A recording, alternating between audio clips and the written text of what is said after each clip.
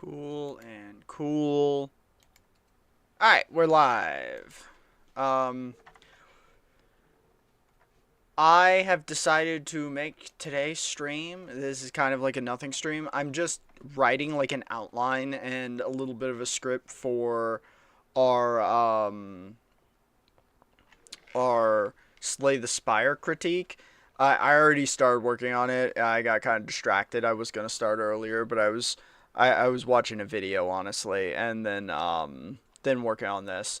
If we get done with it, then we're gonna start, because we have a shitload of footage loaded. I pre-downloaded. That was another thing of why I was actually started later, is I was downloading a lot of my YouTube footage, and some of those streams were like 7 hours long, and it takes a minute to download a 7-hour video off YouTube, especially when you're downloading multiple 7-hour videos off YouTube.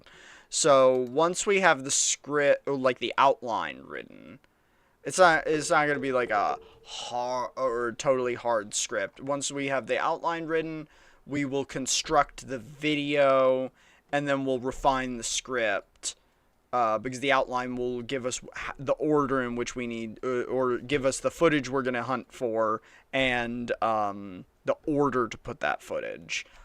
We are also in 1 hour going to take an interim to see if there is any chance in a frozen hell that we can get any of these things off of the Walmart Wednesday Pokemon drop. Yeah. These are notorious for getting absolutely consumed by bots, though.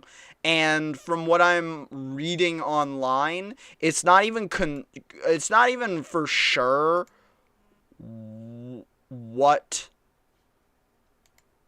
It's not even sure which ones are actually dropping, because I'm seeing some people say that it's just gonna be Pokemon Prismatic Evolutions trainer boxes, and that they're not even gonna be MSRP, but they are gonna be not this full scalp price, but like a discounted scalp price. Versus like Perfect Order was maybe gonna happen today, but now people are saying it's the Prismatic. So, like, I really don't even know.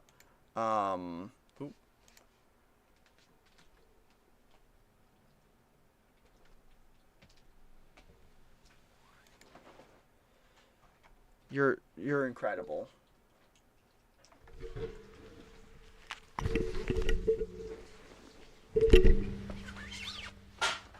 I swear she does it on purpose. She denies it, but it's just like she has an inability. She has like a 5-foot clearance.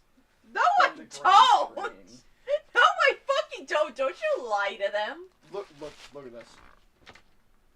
Oh my god, I didn't knock it over. Oh my god, I didn't knock it over. It's...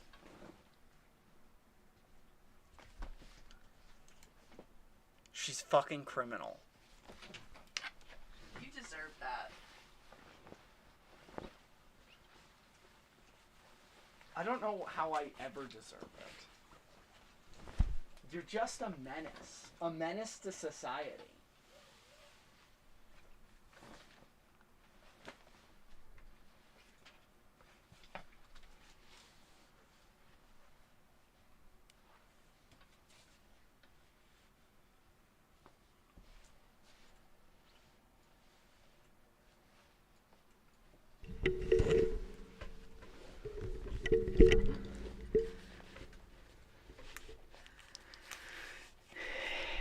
It's very tactical.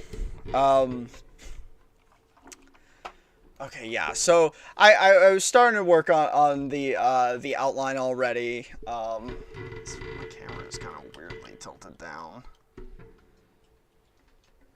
Whatever. I was starting to work on the outline already. Once we have like the outline kind of solid, we'll put this in order. I was kind of, yeah, I was like thinking, yeah, we establish why we're calling, or very quickly, why we're calling it a critique, like difference between review and critique in case it's confusing. Then we just say, what is Slay the Spire 2? Then we do like an establishing thing of like the order we're going to be talking about things, which is just how the game is different from the first game in a broad, very general broad sense, because it's kind of the broad stroke difference is mostly, I think, just the mana relics not being like boss guarantees. Then we go over the characters. Then the new cards slash builds, at least the important things of like how new cards or builds have been supported.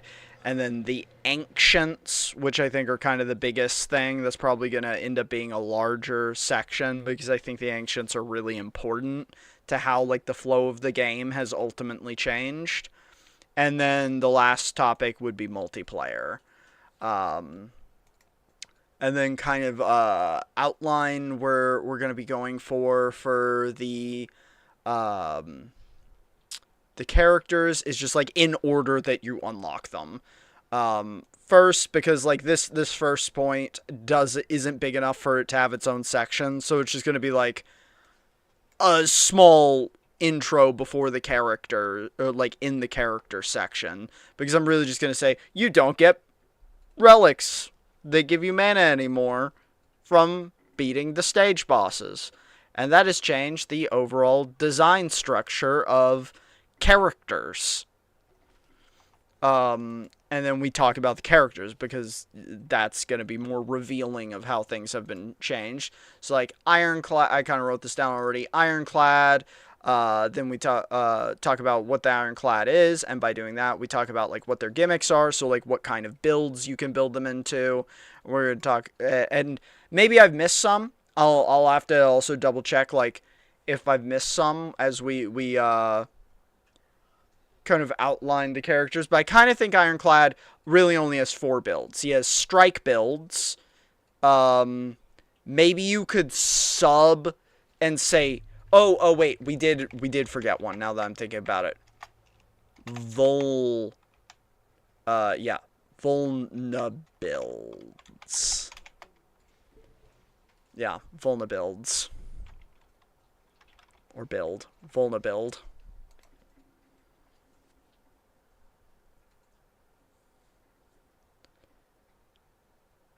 Yeah, that definitely, you know what, colorless cards, I feel like might become an aside when we talk about Regent, because Regent has a colorless card, Yeah, we might, like, yeah, we might create a sub thing on like colorless cards, and then like sub in that much stronger for everyone, since like Regent has a colorless card build in like the gimmicks.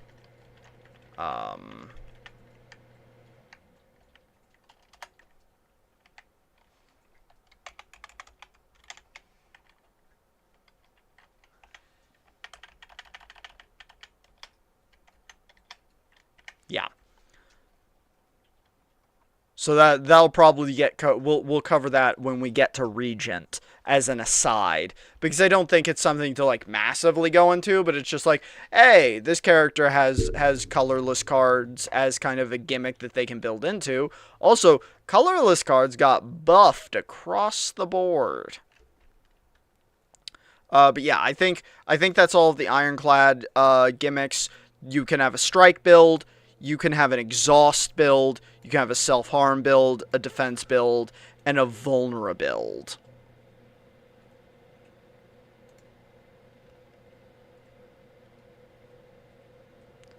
And then, like, what's new? We can do more strike support. Or we don't really need a we don't really need a full section for what's new, actually, there. We can just do a subsection when talking about the gimmicks, honestly, because, like, much more support from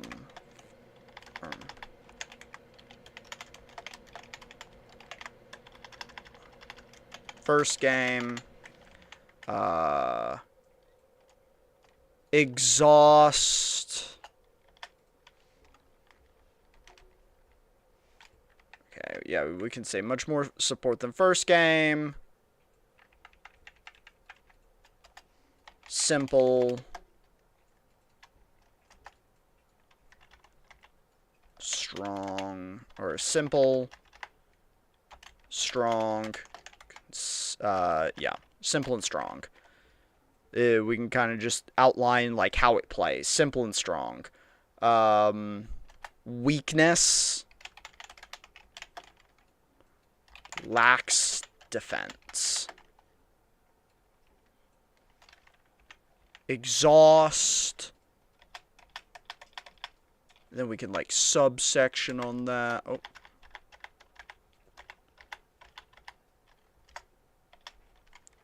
Exhaust. Didn't actually get that much more support. I feel like exhaust was a pretty consistent, or like had a lot of support before, but I feel like exhaust is a little more complicated now. Because like before it was pretty simple. The risk, it was more just like you use your normal cards to whittle someone down and then use your exhaust cards to then nuclear bomb them. Whereas, like, exhaust is, like, more complex.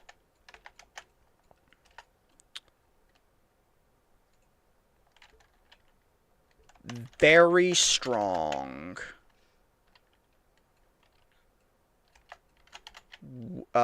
Weakness is... You can kind of screw yourself if you don't think about your weakness is complexity. Because, like, I actually think the exhaust builds might be the strongest builds. Because if you play them right, I actually think they don't have a weakness. They're, like, absurdly strong if you play them right. But you have to play them right, otherwise you kill yourself. Self-harm decks also got... well, no, they didn't get more support, actually. A lot of the self-harm cards are kind of here. Already here. Basically the same as first game.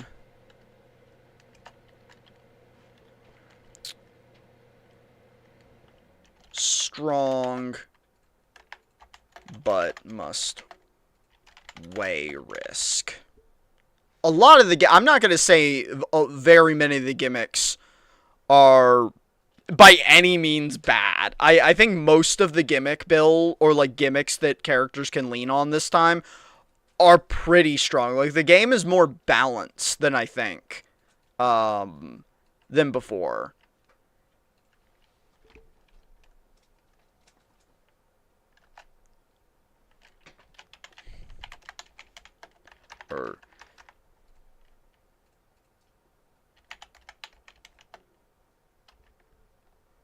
The weakness for I think the weakness for self-harm cards, though, is you need a lot of cards that have the same self-harm text. Because a lot of the self-harm cards are, like, kind of just, like, okay as singles, but are really fire when you have many self-harm.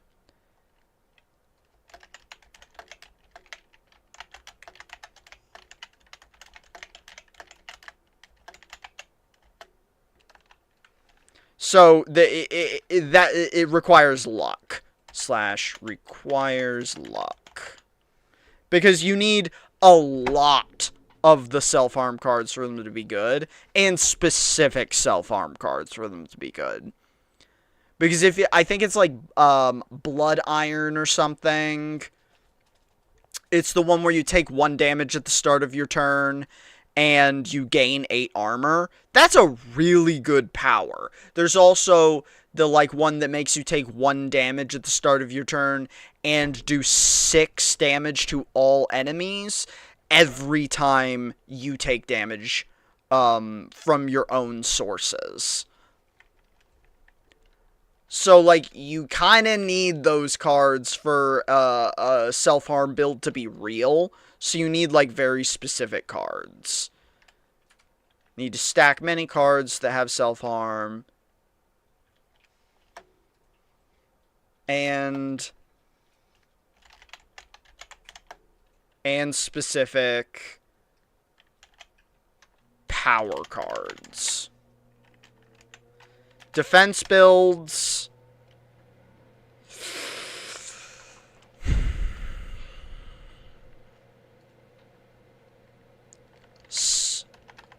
Let's see. More options. But can be strong.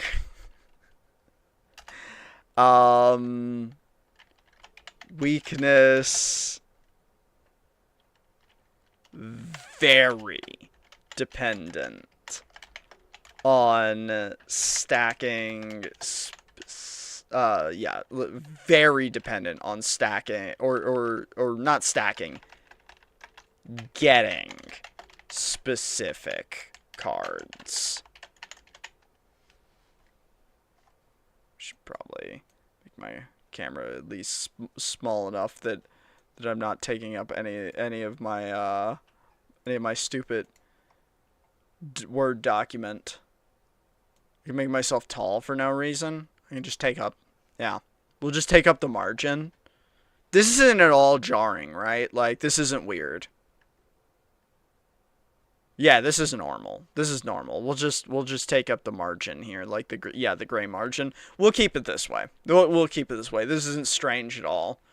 This isn't alarming or disorienting, I'm sure. We're just tall. We're just very tall. Our head is very tall. It's very normal. Let's see. Need to stack many cards for, yeah, okay, defense. More options, but you still, yeah, more options like all the others, but only strong if you have specific cards, and that is the weaknesses. You need specific cards. And then vulnerables are actually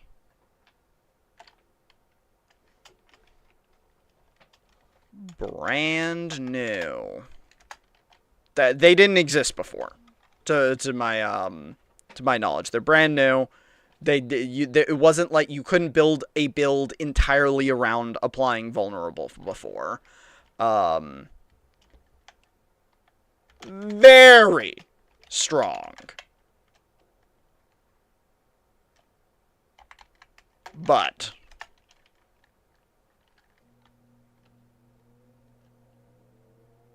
no, actually, no. Very strong. Very flexible. Very strong, very flexible. Because, you can lean into vulnerable cards, and they work with other gimmicks. So if you start getting into another build, you can pivot, and your vulnerable cards are still good. Yeah. So, I had a run where I had, I think it's called, Indomitable or something, and did you start playing Slay the Spire 2 because I'm talking about Slay the Spire 2? No, I started playing Slay the Spire 2 because I'm watching a VTuber play Slay the Spire 2. She doesn't care about me because I'm not 2D. Why are you stretched thin? If you watched my stream, you'd know! She doesn't care about me. Why? Okay, so the vulnerabilities, I think, actually have close to no weakness because you can try and build into them, and if it doesn't work out, the cards that you get from trying to build into a vulnerable work with every other build. Like, vulnerable's just good. Your cat just took a fat dump on the floor.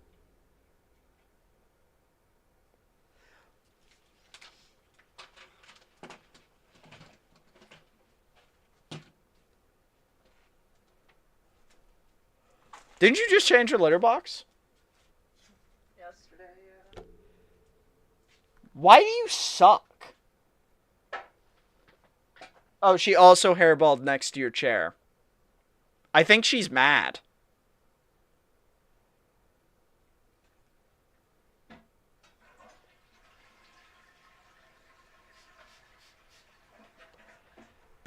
The smell of simple green cleaner and cat shit. Intoxicating. Lily? We would have a candle right now if someone would have brought another one home. Oh, I totally forgot we were out of candle. So now we have to deal with the smelly. Wait. I have something for this. Hold on. Long Loki will be back.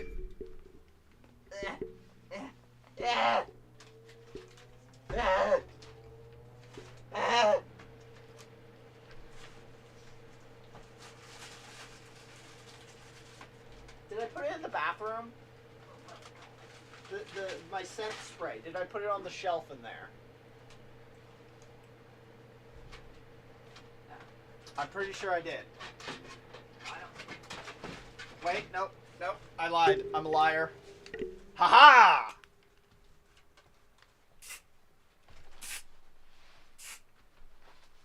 Yes! Spiced cider scent fills the air! Fuck you, cat! You cannot stank my zone! My computer desk is directly next to the bathroom, so that's why I have this. Sometimes I have to defend myself from smelly smells that smell. Smelly. But yeah, I think vulnerabilities are very strong, very flexible, because there's not a lot of punishment to trying to build into one. And let me tell you, I also say the peak of a vulnerable build is only rivaled by the peak of an exhaust build. So exhaust builds can actually go infinite. Like, you can get into situations with very specific cards and powers where you can have a turn that literally never ends. I mean it. Like, you can get a combo of cards with an exhaust build that literally never ends. But you know what you can do with a vulnerable build? You can play this game like Balatro. Now, hear me out. I don't know if you've had this happen yet, but have you? I know you play a lot of Ironclad Gabs. Have you experimented with a vulnerable build? No. You haven't at all? No. Do you know? I think it's like Flaming Fist. I know the art is a Flaming Fist. It's a one play point attack that exhausts when you play it, and it doubles the amount of vulnerable on a target. I'm aware of it, yes. Yeah. Well, you can rather easily get a situation where it does not have exhaust, or that you can bring it out of exhaust. There's also a card, I think it's called Indomitable, but I can't remember. It's a 1 play point card that has exhaust, but it's a skill, a 1 play point skill that has exhaust, but when it is plussed, when it's forged, it does not have exhaust. So this one is remarkably easy to play multiple times. But this card gives you strength equal to your target's vulnerable. Now, I think you see what I mean. A vulnerable basically has a 2-card combo with, like, extra situationals that can result in you playing with multipliers. Because even if something only has 2 vulnerable, if you double that 4 times, just 4 times, not even crazy, not even that crazy, for real, it's really not that crazy, because the Armorclad also, or Ironclad also has cards that play other cards multiple times, specifically attacks. So there's a lot of ways you could get one of these fists outside of either just having multiple of them, having things that play them multiple times, having things that bring them out of exhaust, having things that remove exhaust from them, where you have a multiplier that goes from 2 to 4 to 8 to 16, and then 32, and then 64, and then what? And you see what I'm saying? Like, I think, what is it, like, if you were to double, like, any number, what is it, like, 64 times? I think you have like, a number that's larger than the number of fucking, like, I don't know. I'm going off memory. Let's just look this up. What is 2 to the power of 64? Yeah, no, it's an absurd number. So like, if you could double something, I mean, maybe that's 2 of an absurd number. 20. If you could double something just 10 times, you're in the thousands. 12 times, you're in the 4,000s. You're in the 30,000s at 15 times. If you get a 20, you're in the hundreds of thousands. Or no, that's the millions. Yeah, that's the millions.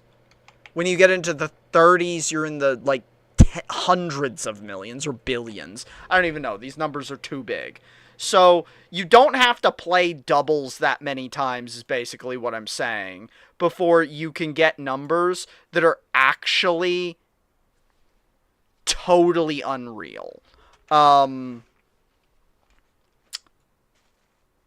So, what I'm saying is, the strong point of a vulnerable build is that you can get amounts of strength that can be in the thousands to tens of thousands to hundreds of thousands to millions to billions, and none of that is unrealistic. So a vulnerable build's peak performance results in situations where you are one-shotting God. You're just one-shotting God. You would be able to hit for numbers that probably are higher than anything other than builds that can go infinite. I think that's the only way that, like, an infinite build would technically be able to hit higher, but it would also take longer. It would take way more cards played. Nothing can do more damage in fewer cards than a vulnerable build, is what I'm saying. Like, nothing can do more damage in fewer cards than a vulnerable build. So, like, really, weakness for a vulner build would be like... What even is the weakness for a vulner build? They have so much. They have good defense. They have good offense. They've got utility.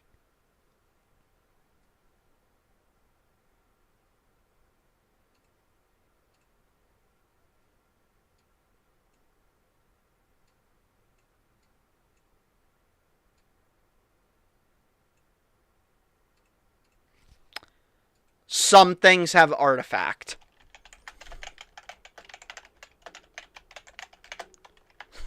That's the weakness to vulnerable builds. Is sometimes you have to apply a shitload because like okay, some things literally have like 15 or more artifact. And if you have to apply 15 artifact or 15 vulnerable before you can even start to ramp your game plan, okay, that might be a fucking issue. So that's the weakness to vulnerable. Some things have artifact, and that can really shit on your parade. That can really damper the party.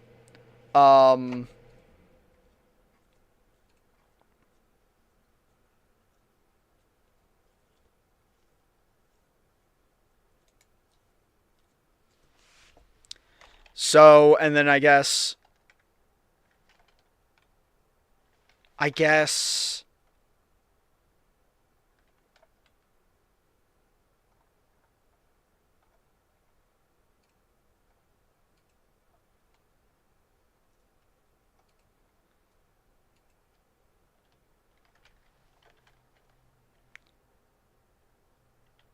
Are they fun?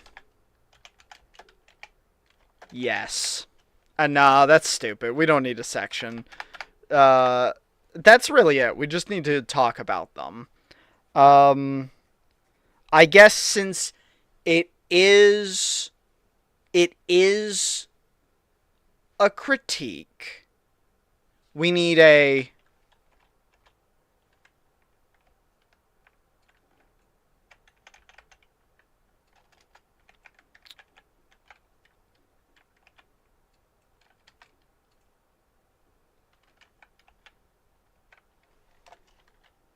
What would we change? Or no. What would... Or what... Yeah, no. What should... Or no. How should we phrase this? How could it be better?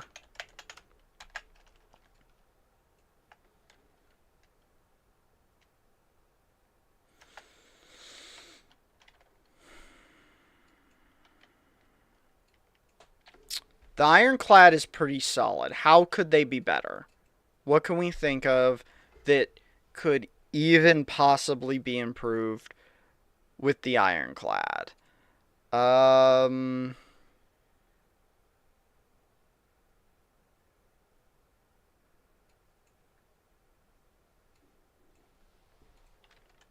Defense builds still lacking stability.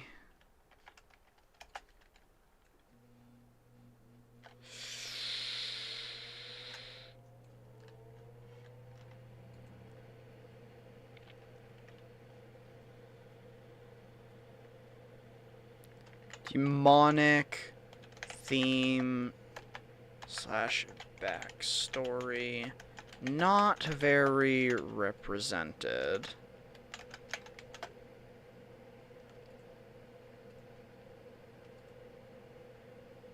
In cards or character.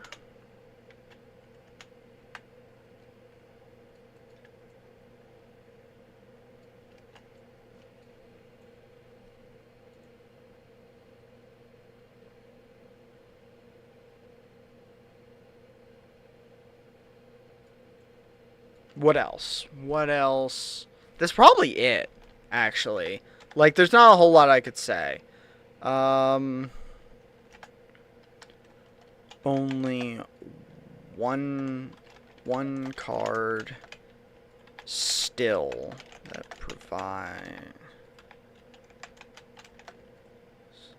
source of very high damage.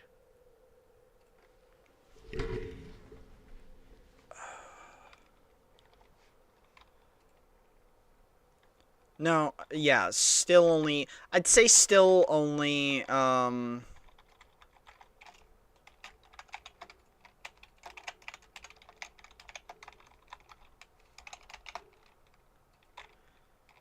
yeah. Hinges on one card still,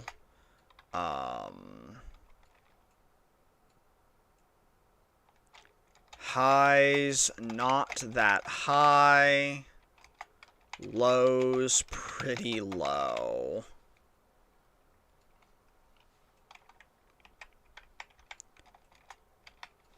Best case scenario is drawn out death for enemies that can never hurt you.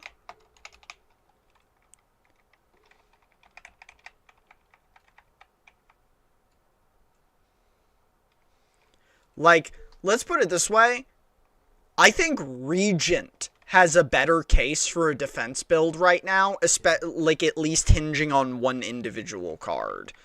But because like Shield Slam, that's the name of it, right? Shield Slam is like the card, I believe, right? Ironclad, Slay the Spire, 2 Shield Slam.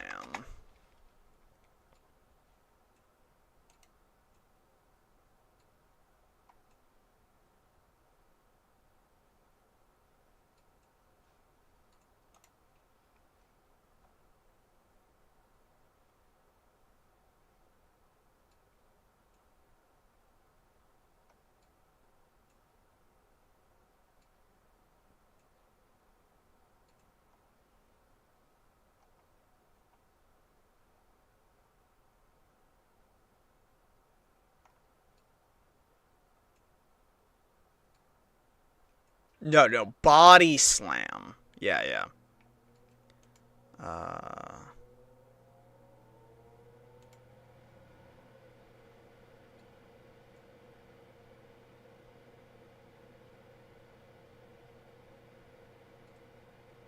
Yeah, you've got Body Slam.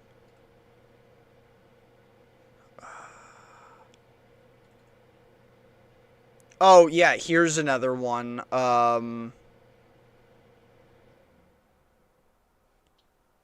That I actually forgot about for a second. Fucking,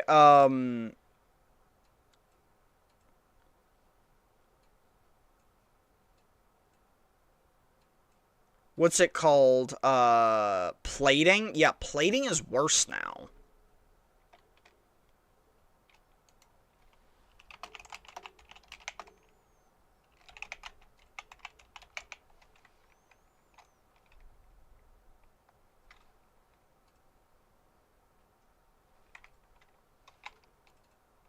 We don't need that. Okay. Hinges on one card still. Lost stability. No. Yeah.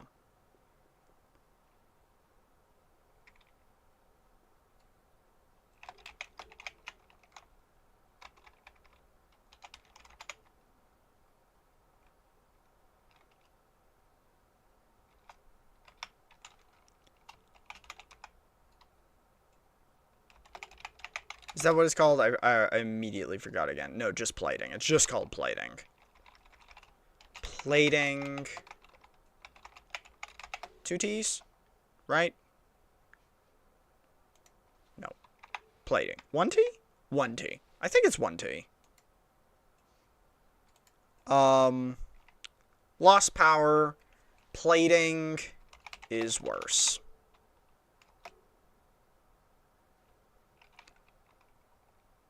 Why?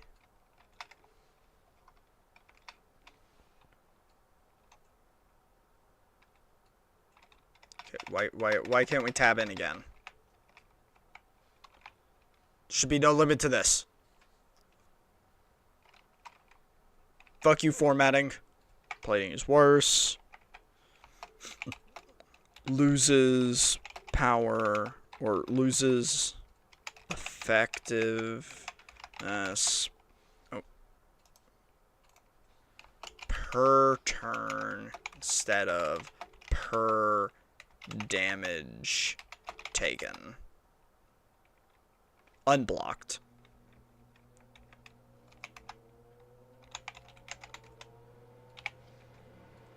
Yeah, unblocked damage taken.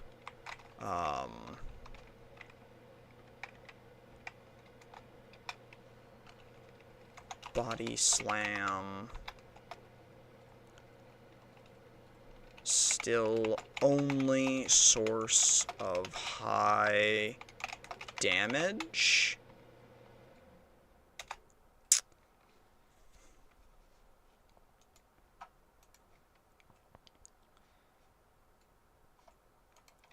And then supporting things would be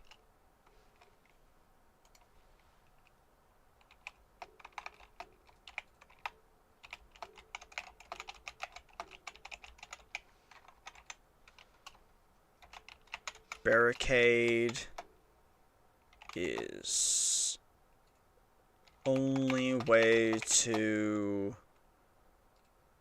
ramp to absurd damage on body slam while being clunky to use.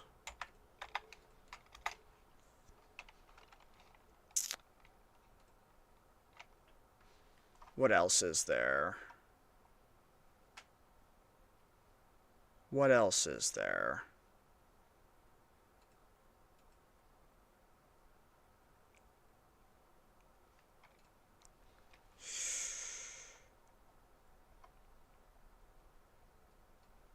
Juggernaut and what is it, like Flame Shield is what is the card called? Flame Barrier.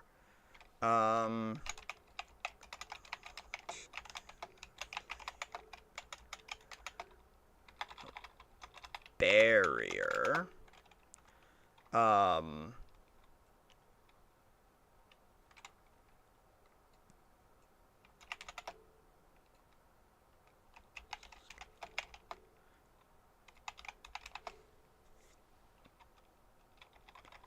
Very slow to kill.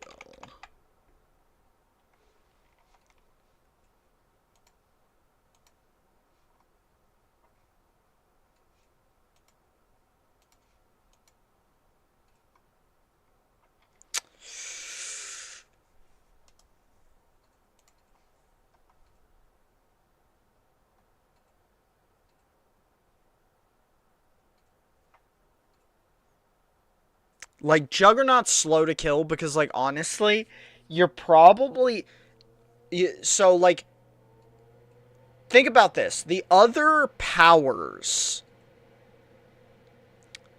that can often be used, right? The other powers that can often be used to facilitate multiple procs through these, like, when blank happens, trigger damage, which we can compare a Nether Ironclad card, the, like, self-combustion, the one where you take, every time you take damage, it does 6 damage to all enemies. You can apply that, like, so many fucking times. Like, there's a bunch of zero-cost cards that do damage to yourself, and there's cards that will self-damage you multiple times per turn. You can turn some curses that self-damage you into positives because you have self-damage cards. You can, like, you could do so much to proc. No, it's gonna be like it's gonna be a long video. We're going like, you ever watch Joseph Anderson? This is gonna be like, at minimum, an hour, up to maybe like 4 hours. This is going to be a every thought I have about a game that I love. Me seriously engaging with it. I am seriously engaging with it and genuinely engaging with it in a critical way of support and love, because the game is awesome. I am not critiquing, that's why I'm not reviewing the game. The game is a 10. I'm just going to say it right there. The game is a 10. It's a 10. End of conversation as far as a review goes. So the only other thing to do is go, it's a 10, but this is how we make it the 10iest 10 that's 10'd. That's what I'm doing. So I just want to talk about, like, how can we make it the 10iest 10? And engaging with it in that respect. It's how you, like, I am critiquing it as one would do in, like, an art critique. Like, I love it, and I see what you're going, I'm seeing what you're going for. Here's what we could do to make your vision even stronger. Take it or leave it. Like, that's the point of a critique, is to bring an outside set of eyes, engage with something on the terms that it's set forward, try to engage with it on the terms that it's set forward, and advance those terms using an outside perspective.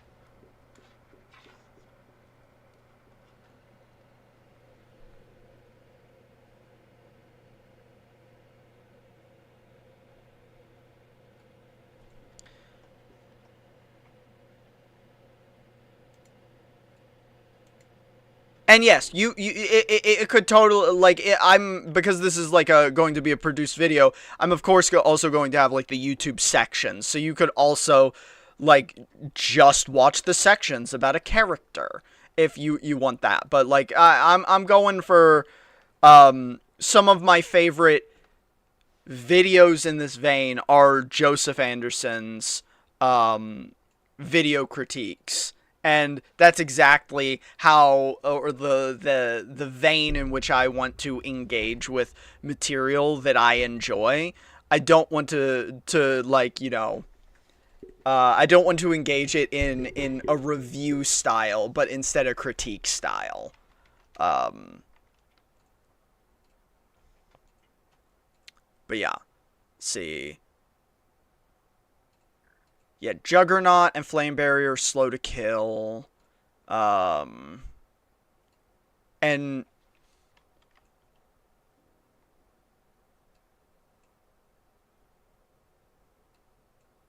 yeah, not to mention, it's not even feature complete yet. We still don't have a Heart-style final boss or achievements.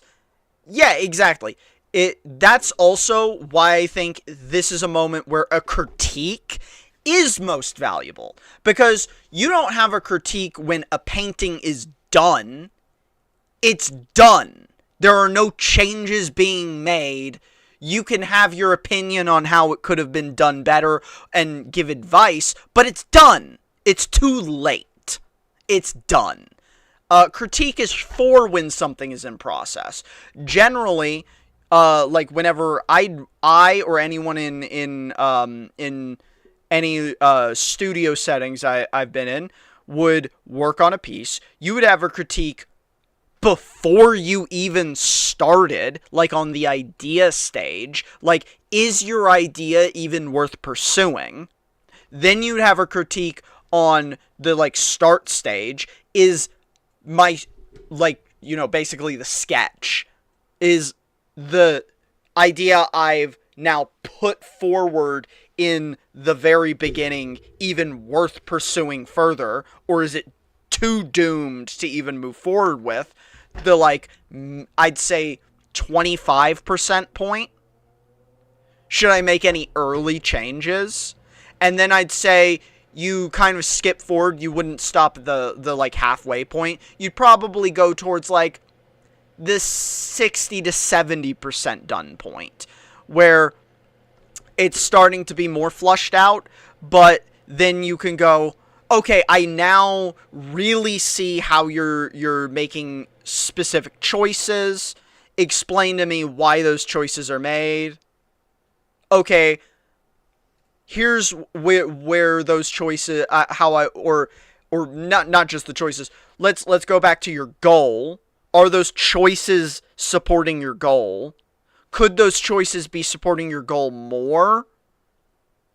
Or should we make new choices to support your goal? Everything in a critique is always structured around, is it supporting your goal? How could it support your goal more? And should different choices be made because the choices you made can't be reframed or improved to support the goal because this choice might support it just wholly better. Because ultimately, like an in progress piece of art that is, you know, is can only be addressed and engaged with on the foundation of how it is moving towards the creator's intention. That's somewhat easier to do when something is like a video game rather than like a painting where like it's way more like fluid in like an interpretation of expression and how are my choices and how I'm doing something supporting that expression. And how are some of my choices maybe subtracting from that expression. In this case, you're just going, okay, these are the play styles you've laid out. This is the structure you've laid out of how you want us to engage with it. Are those choices working? How are they working? Could they work better? And like I always thought the defense build was one of the weakest, most inconsistent builds for Ironclad in the first game. When it popped off, it felt pretty good because you never take damage and then you hit for big amounts. But you got such cooler builds now and more consistent builds. I think the defense build feels even weaker. And I actually don't think the defense build got any reasonably dramatic improvements like even a strike build got. Like strike builds got so much stronger and so much more like hype, whereas a defense build I think lost power.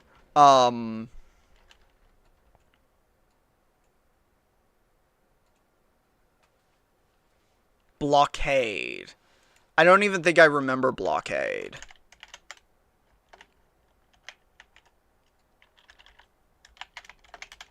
What is Blockade? Which one was Blockade? Oh, do you mean Barricade?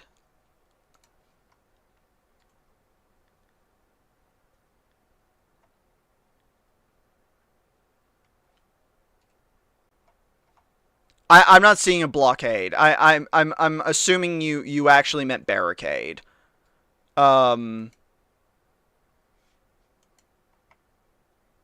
Entrenched.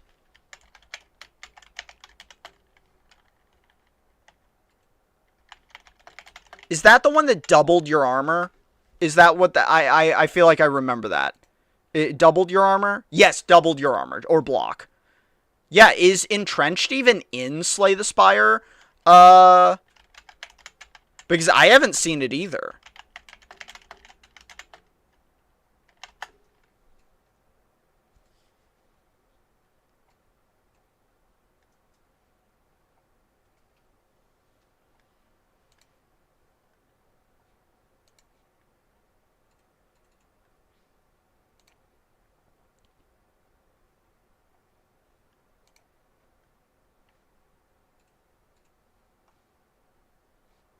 Yeah, I don't think it is. I think you're right, Logan. I think Entrenched is not in the game. I can't find anything that says that it is. I've never seen it for sure. Yeah, I've seen Barricade. I have seen Barricade. Barricade is still in the game. I have not seen Entrenched, and I can't find anything on the internet that says Entrenched is in Slay the Spire 2.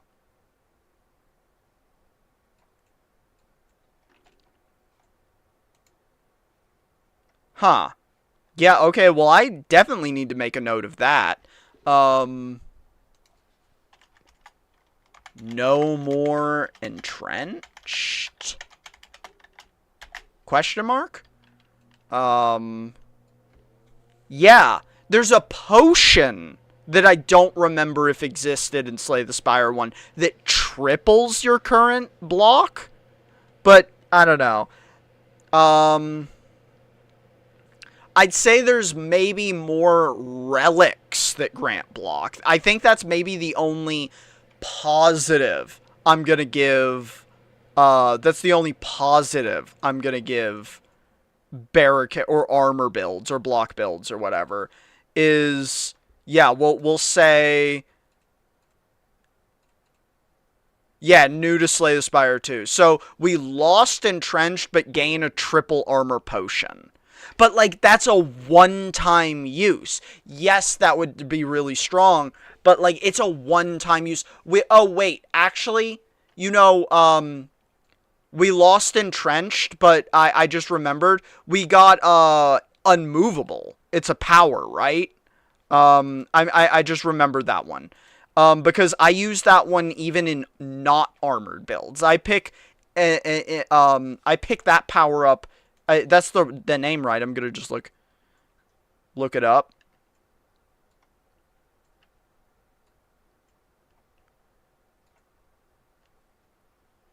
Yeah, impervious. Or no. Unmovable. Unmovable is the... Yeah, I was right. Unmovable is the power. It makes the first block card you play each turn grant double block. I would argue that's better. Lost Entrenched. But gained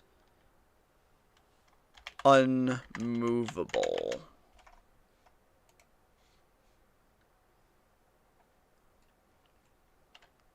Lost power.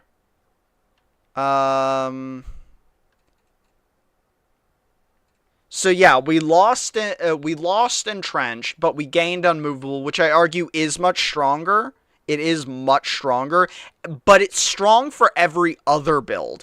A one-time card, it's rare versus Entrenched, which is common. It is harder to get. You're right.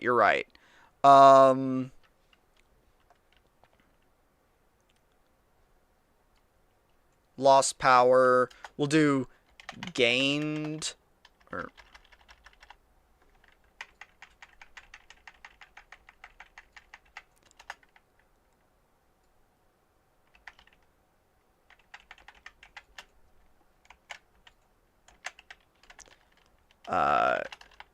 gained power, Unmovable, relics. There's some, like, there's a lot. I think that, let's see, a list of block relics, maybe. Yes. Because there's way more, and I don't remember a lot of these, but I'm pretty sure Cloak Clasps, or Clasp, is new. What else is there? Oh. Yeah. Vambrace. I'm pretty sure this one's also new. I don't remember ever getting this in Slay the Spire 1. That the Vambrace makes your first card each combat gain double block.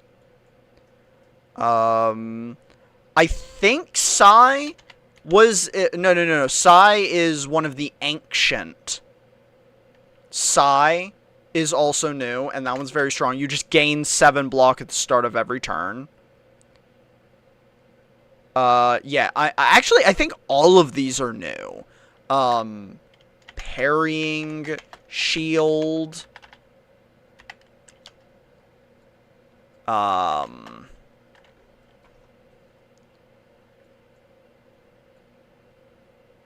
Oh, yeah. Yeah, this is another really strong one, actually.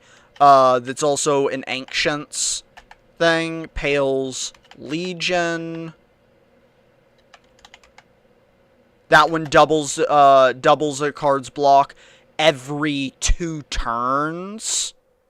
So, like, you play a card, it grants double block, and then 2 turns later, it reactivates and you can play a card that gains double block. Yeah, I think that's it. That's the only ones I'm reading here on like the block list. But there might be more, but I'm not thinking of any anymore. So, but those are strong. Like if you got all of those, you have some pretty good defense added. Unmovable, strong, but rare.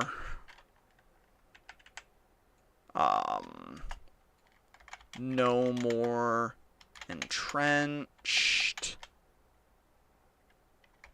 which was a common card that could really add up with barricade.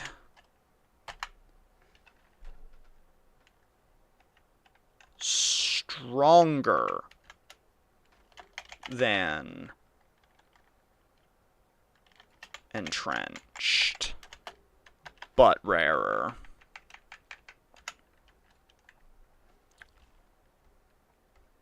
Yeah, relics. Clasp adds are or block for every card in your hand when you end your turn. Vambrace doubles the first block card you play each combat. Psy grants you 7 block each turn. Parrying Shield does damage each time you end with at least 10 block. Wait. There is also... It's like a mini barricade. I forget the name of it, but it's a relic that lets you retain up to 10 block each turn. If you don't have barricade, that's pretty good, but that's probably not worth the list. It's not going to really matter. Pale's Legion is probably one of the stronger ones you could get here because it's just Vambrace, but more than a single use. And let's try and imagine a high mode, like a high. Let's move to the next one and say high's not that high. Best case scenario is that you get a drawn out death for enemies that can never hurt you. 10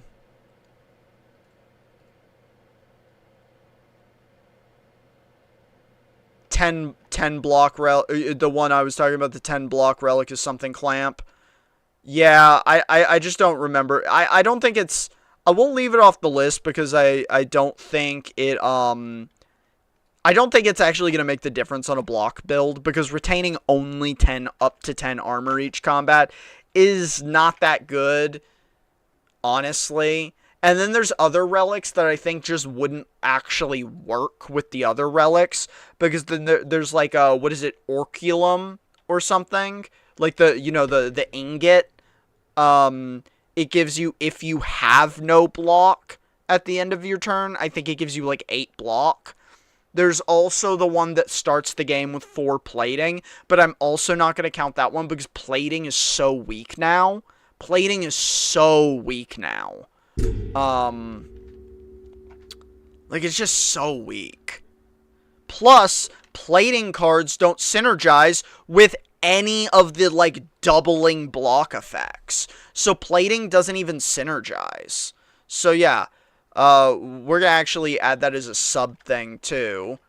Plating also doesn't synergize.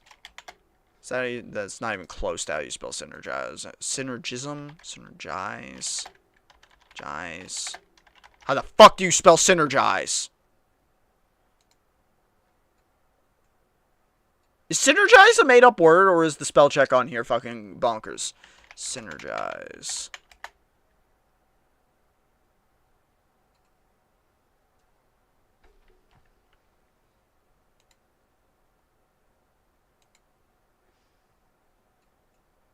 No, the spell check's just wrong.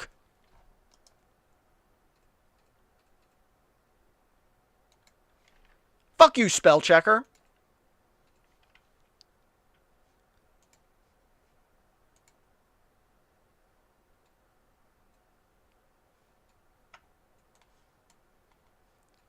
Gabby, did you,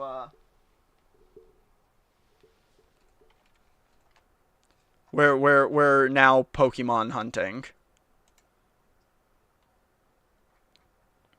Why didn't you say something at 9 to me? I actually noticed a little late. Which means we're probably super fucked. Because these already get claimed by bots. I think this is the only item. 69.96. You know, this is only a $10 upcharge. If we could get one of these, I'd lose my shit a little bit. Because these sell for $250. These sell for $250 normally. That's why these are going to fly off, and all the bots are going to get them. Walmart puts no fucking protections into stopping bots. No fucking protections into stopping bots.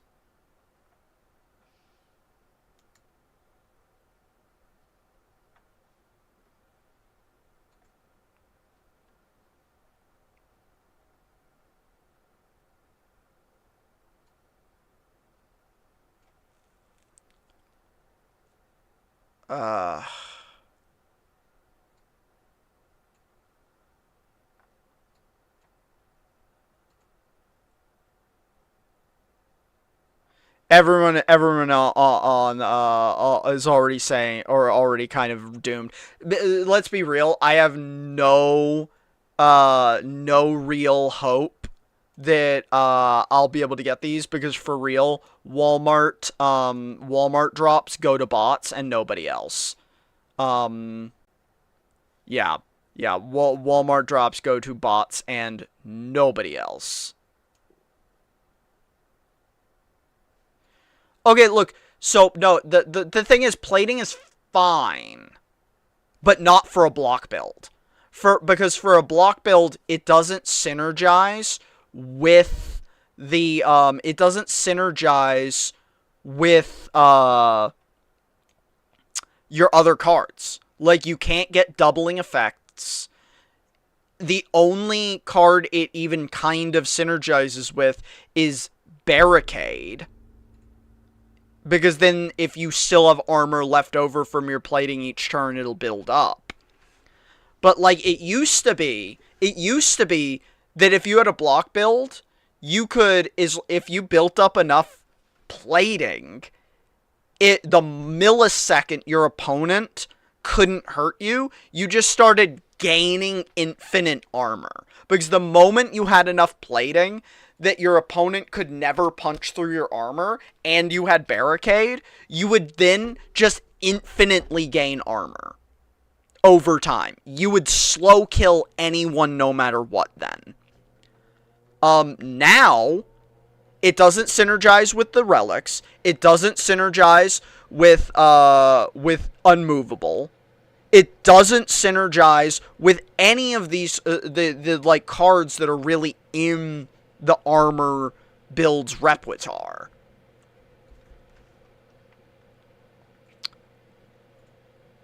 Let's see. Unmovable, stronger than Trench, but rare relics. Okay. Yeah, plating doesn't synergize. Won't get doubled by unmovable.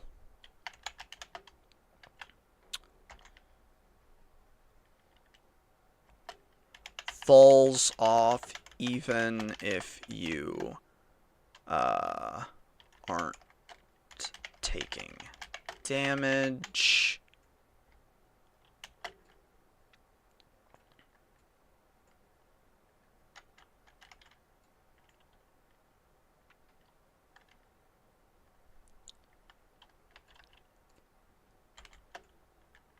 very minorly, or yeah, or doesn't work with any of the good block relics.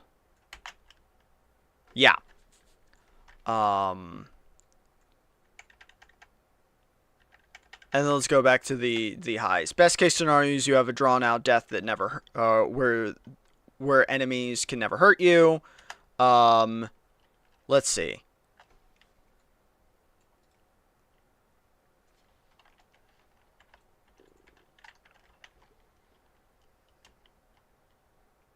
Let's see. What's the unrealistic dream?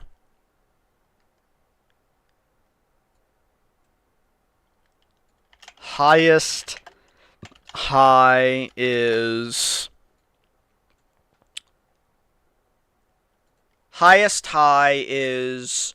on turn 1 you have 0 cost body slam. Body slam. We're just dreaming up the highest high. You have 0 cost body slam, so upgraded body slam. Or let's just say you have body slam plus. Then you have Vambrace and Pales Legion. Because if you have both of these, it's going to double. So it's going to be times 4. So if you had a 16 shield card, it would be 64 shield. And you have... What would the 2 biggest cards you could play be? Let's see. Yeah, let's see. Ironclad block cards.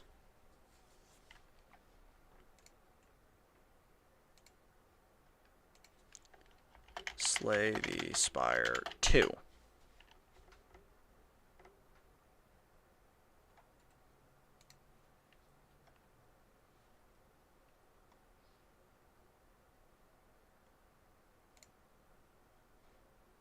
Do we not have just a compendium of the cards anywhere yet? Like...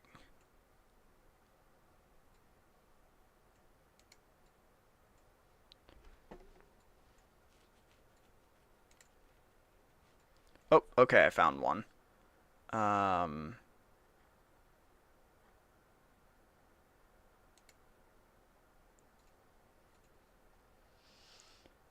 So let's see. We've got Blood Wall, which is 16 block. I know we've got more. There's the one that's like a one-time use. Where is it? Where is it?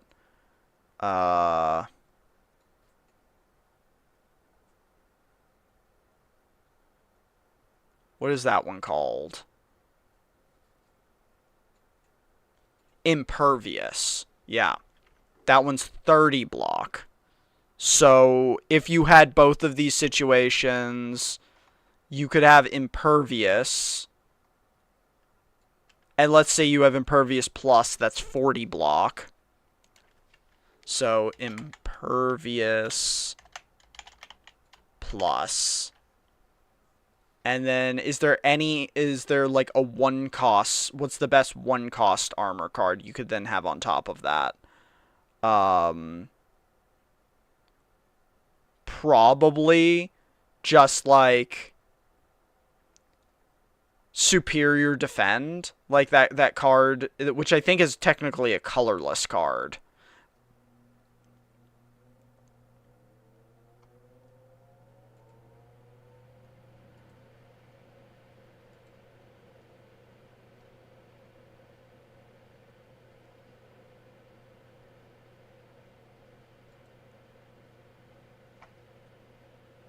Yeah, and Superior superior. Yeah, I think it's superior. Oh.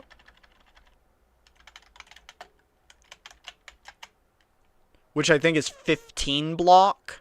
I think maybe 18 when it's plus.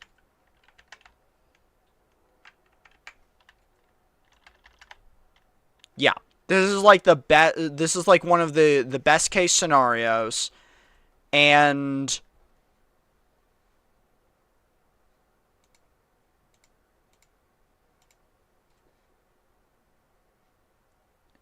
it's going to result in you hitting for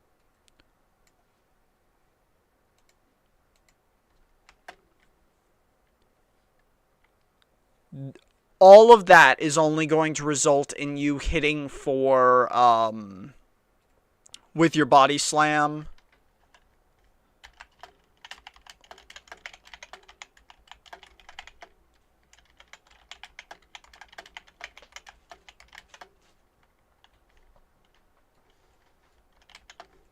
What is that? 100 and it would be 80, 160, 178, 178.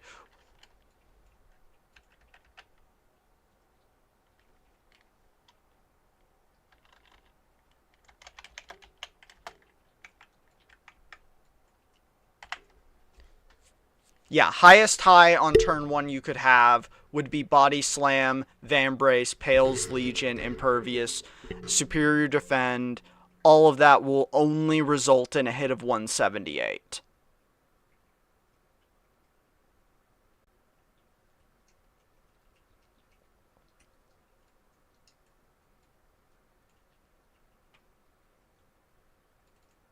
That's like the highest high you could high.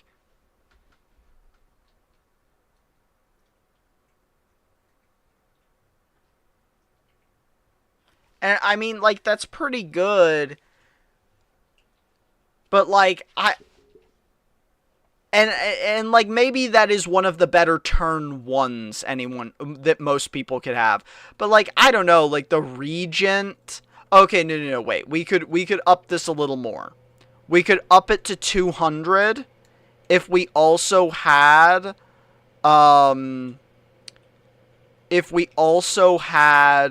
Hatchet from Jax. The Manticore, is that his name? Jax? Because then here's the question. Would the first card doubling effect get applied to the duplicate that Jax plays?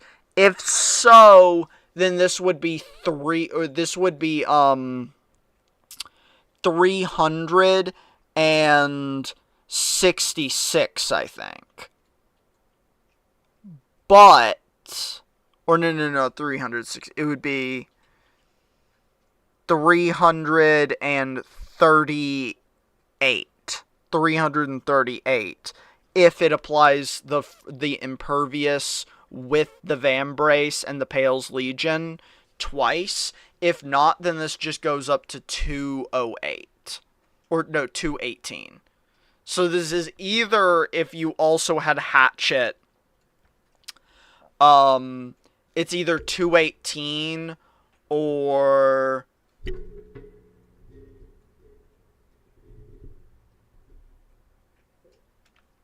Let's call this Theory Craft turn 1.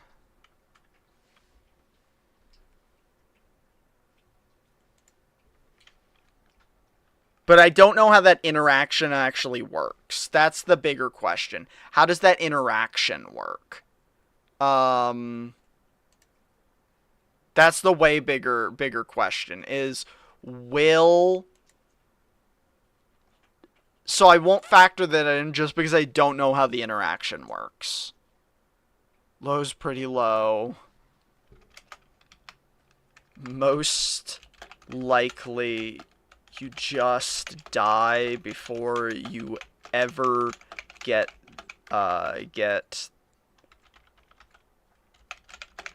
build online. Why? Or why?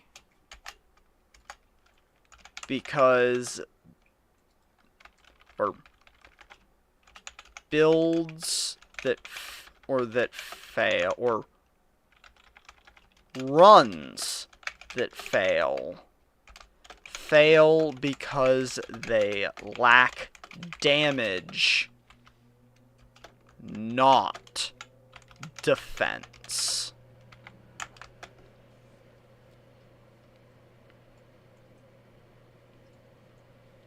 And that's just true. Builds that fail because they, or fail early. Runs that fail early fail because they lack damage, not defense. Later builds can fail because they lack defense, but early builds fail because they can't kill. And that was true in the first game, and it's just as true in this game. You can even look at the elites that you can run into in Act 1.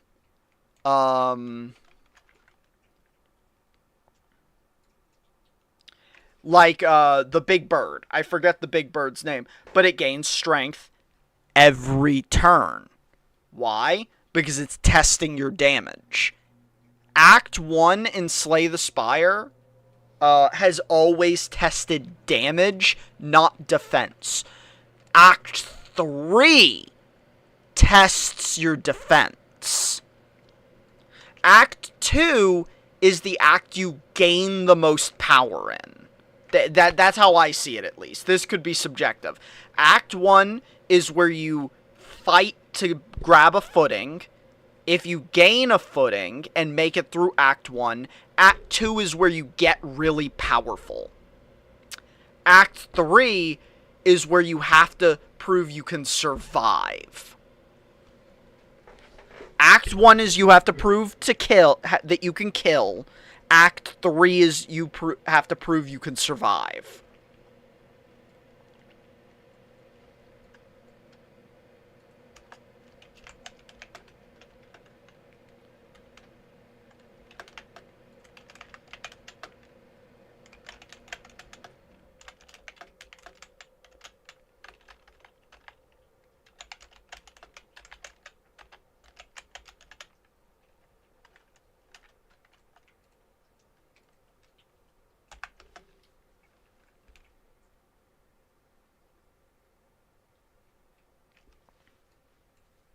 Let's see. This is also kind of subjective. So I wouldn't spend too much on it, but Ironclad just feels like some berserker.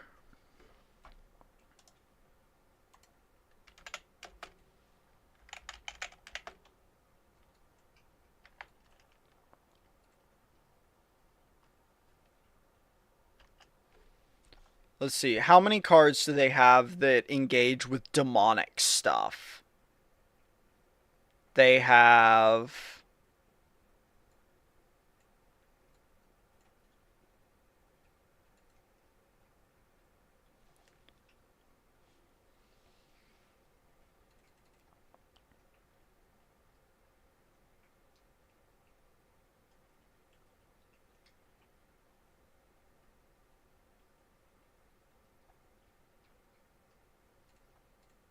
Yeah, what do they really have? They've got demon form.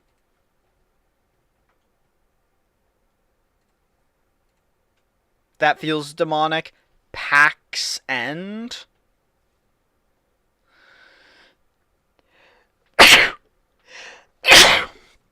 Maybe you could count, you could maybe count the Bloods. I feel like the blood stuff feels like more of a berserker thing. I don't know. They've got this whole thing that they have like a backstory that they have a pact with a demon, but I feel like it doesn't really come up in their theming. It's better now, but yeah, they've got like let's see, Burning Pact, Daemon Form.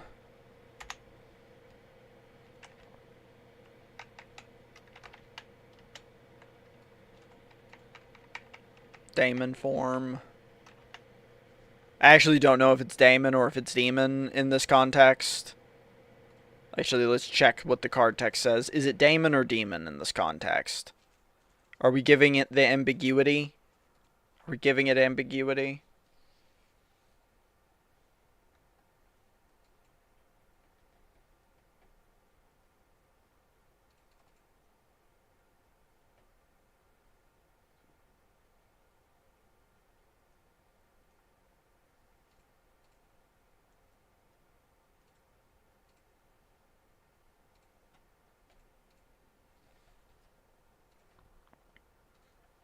This has to be not a complete list. I know Demon Form is in the game and it's not in this list. Oh wait, yes it is? I'm just dumb. It is Demon Form, not Daemon Form. Daemon Form. What other cards?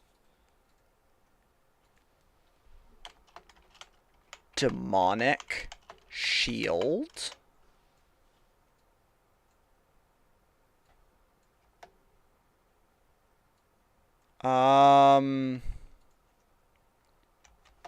Is there anything else? Fiend Fire. I feel like the blood and the fire things are too ambiguous to be directly demonically related in their theming. Pax End.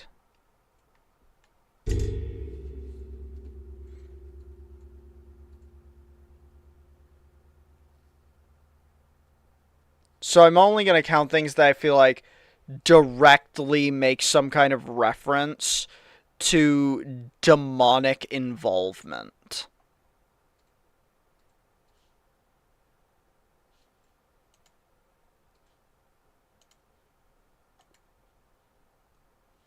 Yeah. Burning Pact, Demon Form.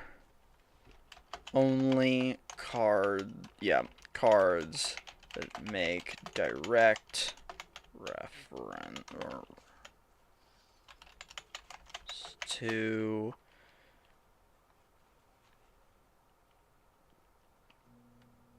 demonic pact backstory.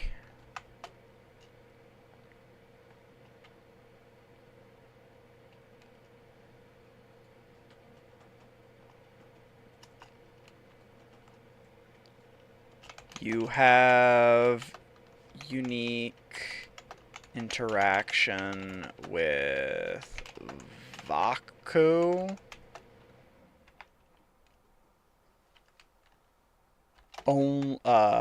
As only real presence of demonic relationship.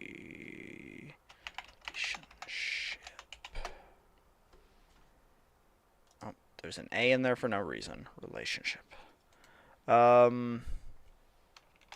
that's really all I have. I just think the demonic theming on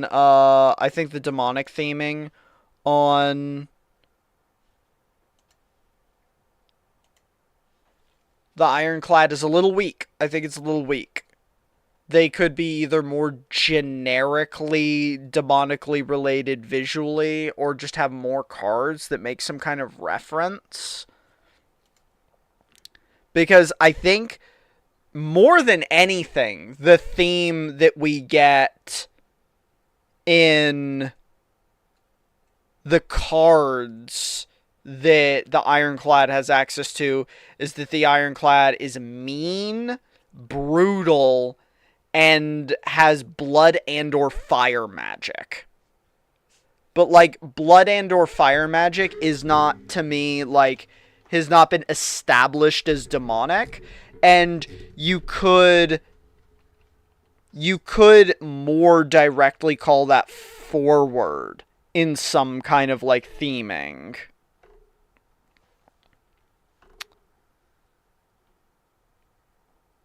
Oh, wait, there's one more. There's one more. I would call this one, and we'll add one more card. Infernal Blade. We'll give credit to that one. Only cards that make direct reference to demonic pack backstory.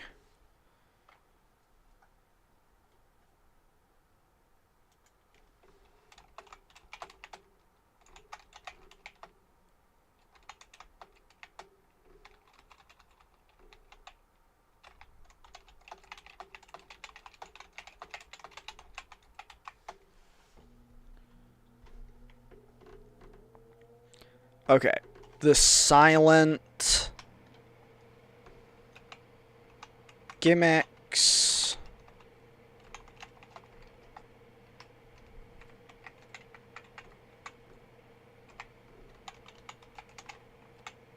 We've got the silent has Shiv.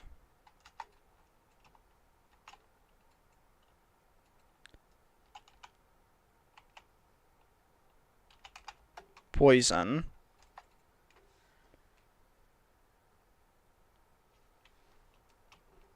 Sly / draw.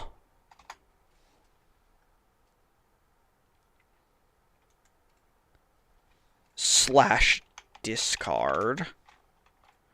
This one is OP too because it's just so many things.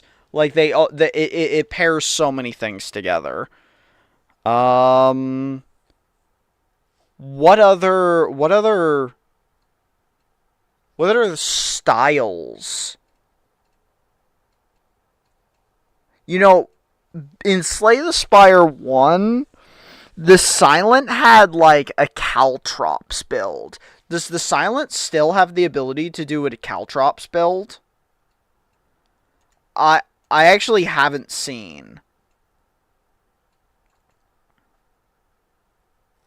Oh my god, it does. But it's...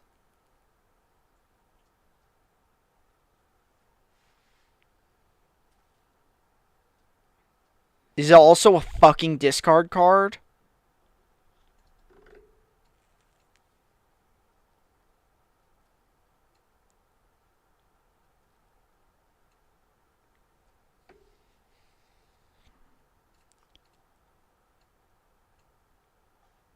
Shivs is... Yeah, this one is also... Shivs is also a play many... Yeah, play lots of cards. Because the Shivs are more ammo to also trigger the things that trigger things when you play cards.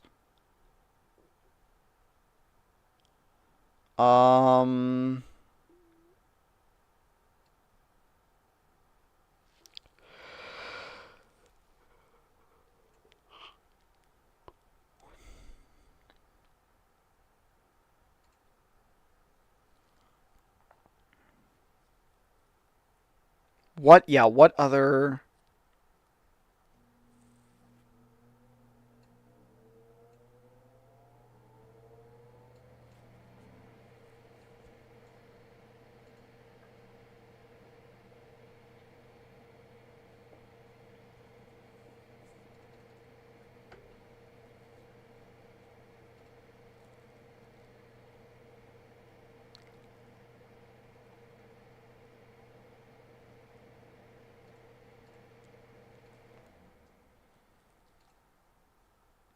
I'm not actually seeing it. Do they only have those three style? Because it doesn't look like a Caltrops build is really possible anymore.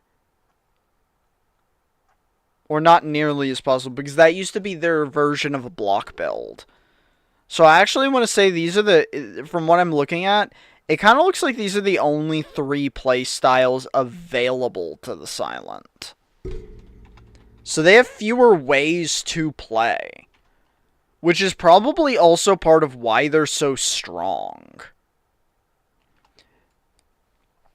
Because, yeah, they have stuff that, like, helps support them being kind of a block build, but the block build doesn't actually, like, have a way to kill.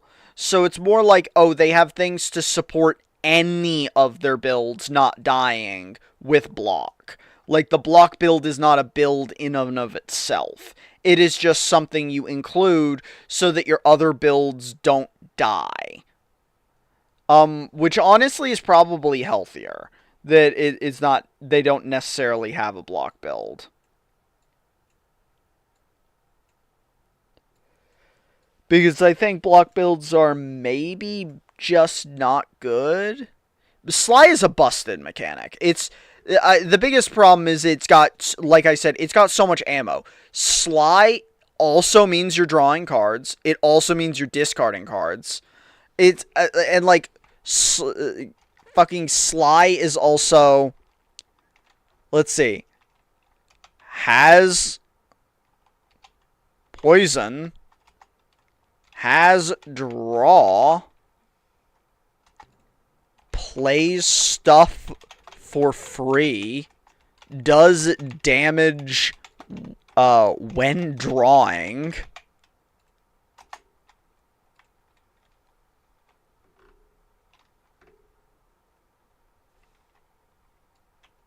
play stuff, we should specify, when discarded, gains play points when discarded, does, or I guess that's kind of in the play stuff when discarded. So actually we should order this like, first off is Sly does card effect when discarded. Card effects are very varied.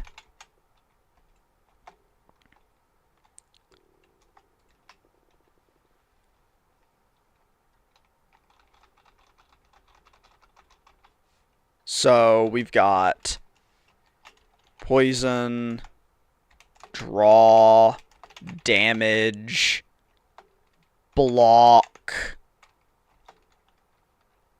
gain armor, gain or block, gain thorns. Like there's really nothing that they don't have as a Sly. Like Sly is just, yeah, it's way too good. Because you get to just play a bunch of shit for free.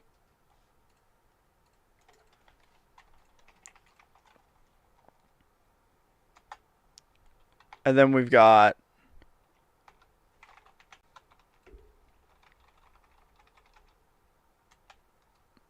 draw.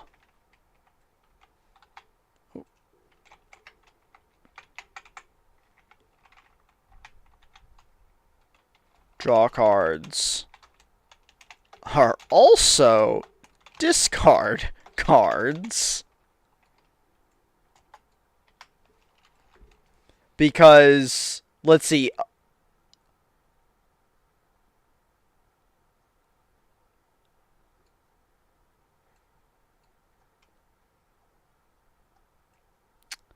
I think there are one...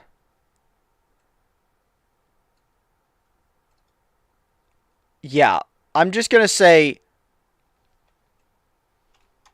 Most discard cards also draw you cards.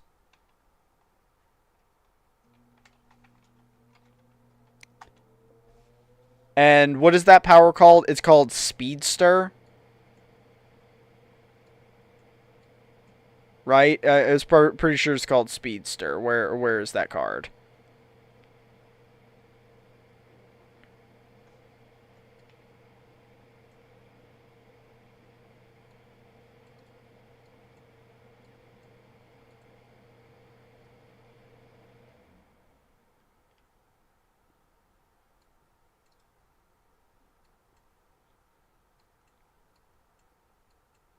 Oh, Speedster. Yeah, yeah.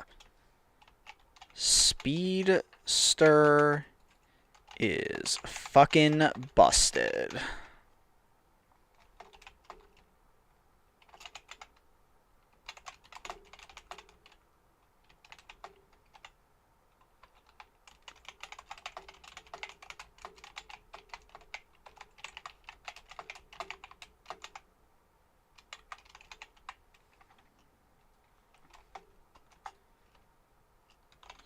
Can draw forever.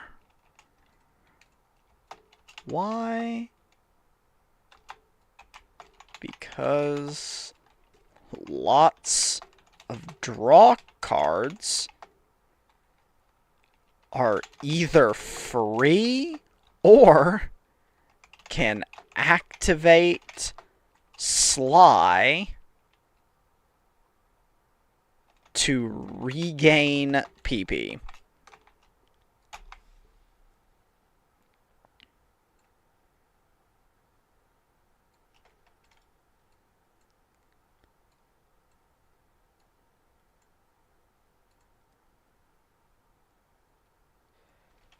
Yeah, yeah. And then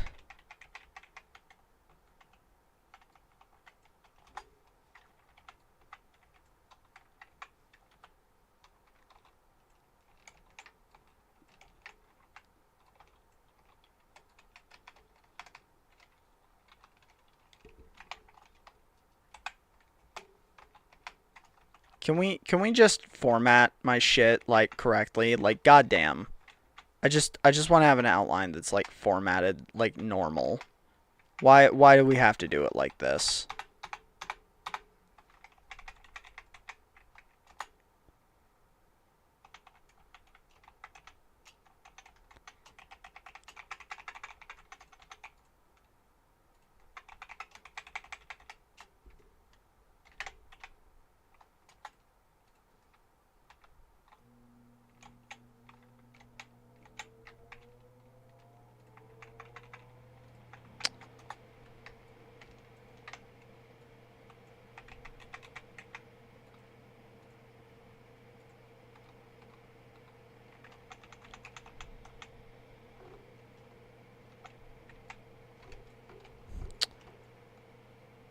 No weaknesses is broken.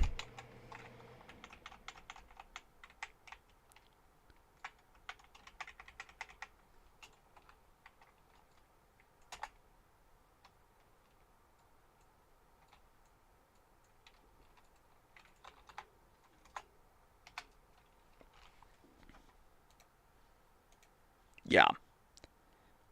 No weaknesses is broken.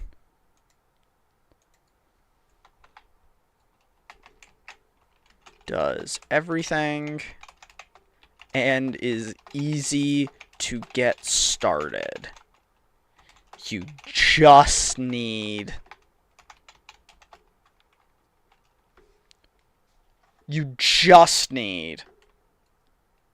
like you need like 2 to 3 cards of like 16 cards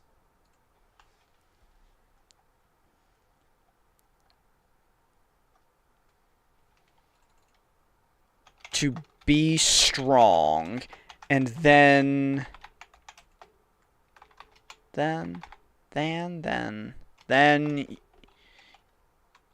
you just get even stronger for every new one you add from these 16.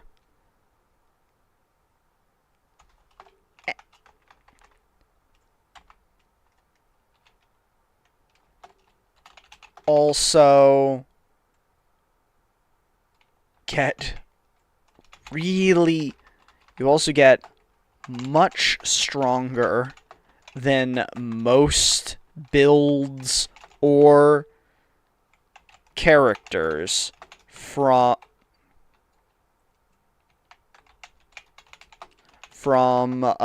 removing cards from deck.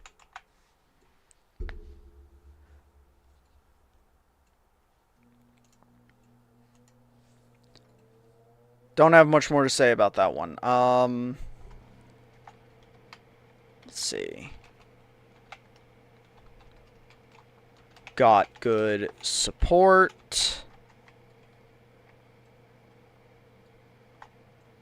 Better than previous game. Feels decent.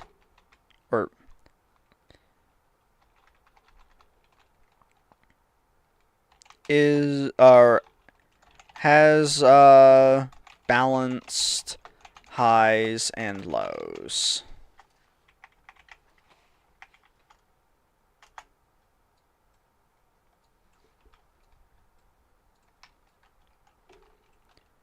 Got great new support.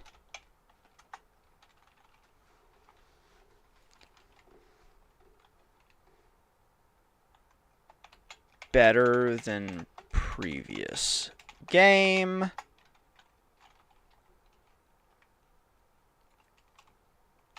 Very crazy highs. Lows are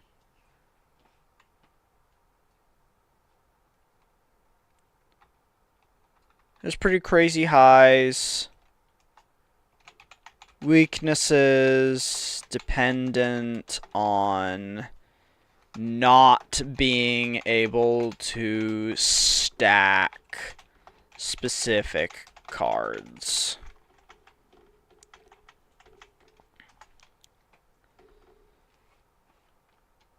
Weakness not, let's see, weakness not being able to stack specific cards, but don't need that many, so less of a problem than Shiv.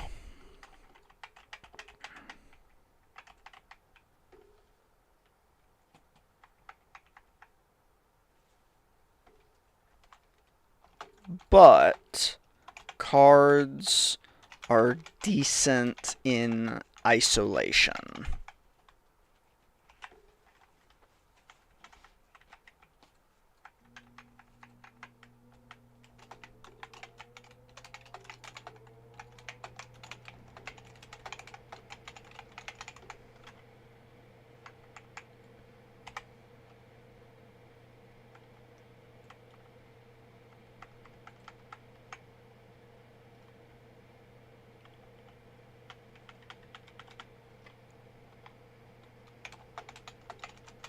Yeah, that's what I'd say. Shiv is got great new support, better than in the previous game. Very crazy highs. You can play like a bajillion Shivs.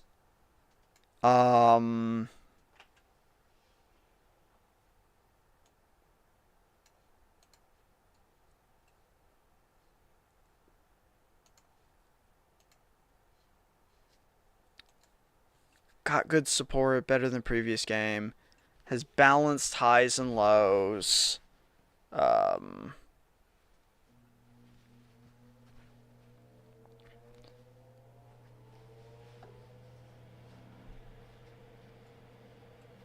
mean, the lows are really just like, oh, you take longer to kill people, but you could still kill people. It's like, highs, you kill really fast and don't need to to draw it out to win. Lows, you can still win, but need more defense. A lot more.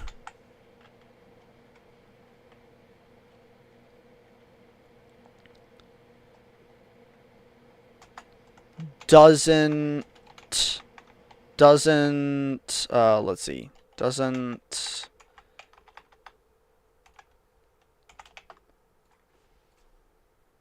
miss my E. Doesn't,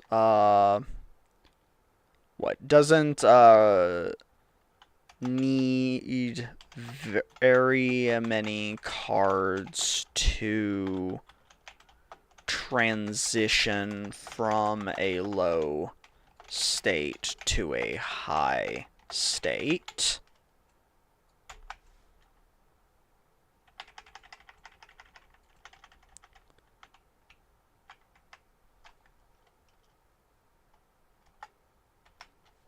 Got good support. Some of the best poison support cards would be like Accelerant, which is like Catalyst, which is like Catalyst. Is that how you spell Catalyst? No. There's definitely not 3 A's. 2 A's.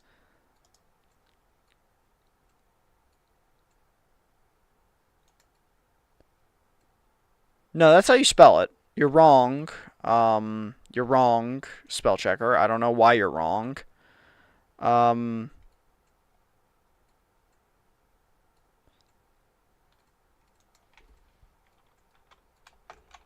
better because it happens every trigger.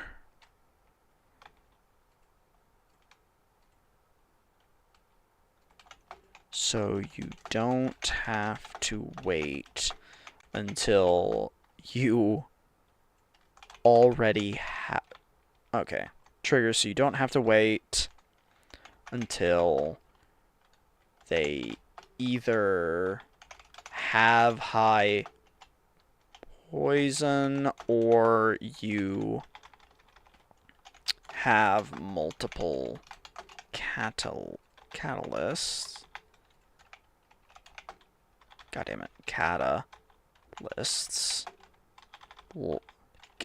God damn it. Can I just type like a normal person? Catalysts. So you don't have to have multiple catalysts. Catalysts. It doesn't sound right. Catalysts. Really just doesn't sound right.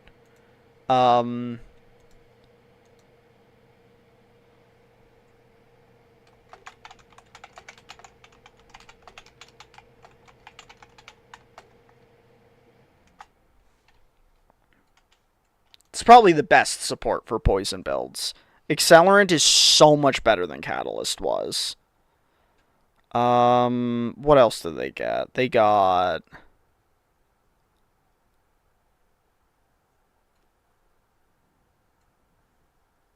They got...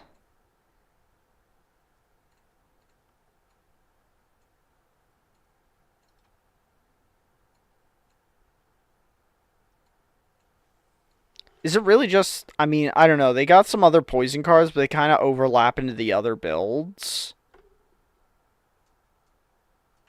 Oh, yeah.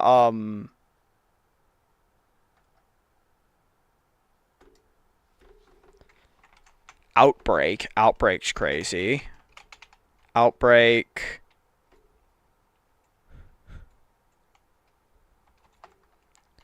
Kinda like adding more poison to every poison,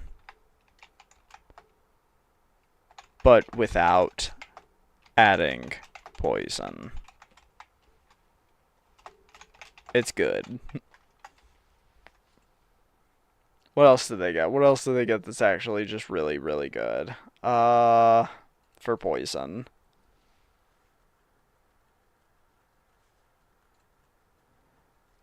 They did gain Snake Bite, but like that card's probably the only poison card that's actually just like straight up bad. I don't understand Snake Bite at all.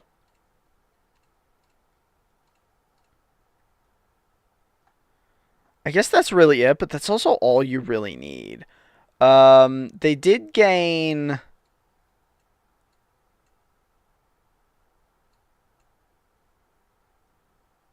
They did gain Bubble Flask, which is just another cheap... That's a good one. Bubble.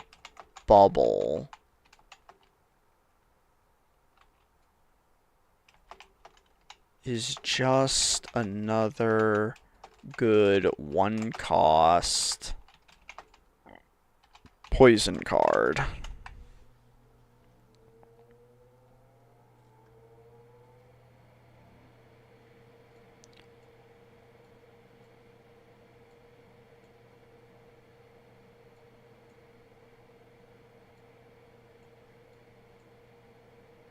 Yeah.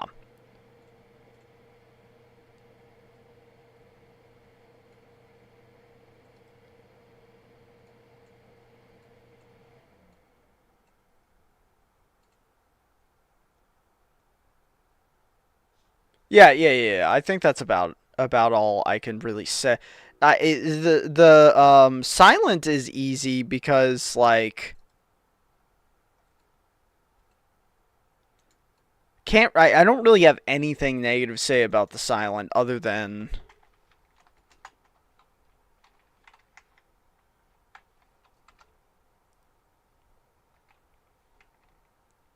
yeah, what can I say about the silent? What can I say about the silent?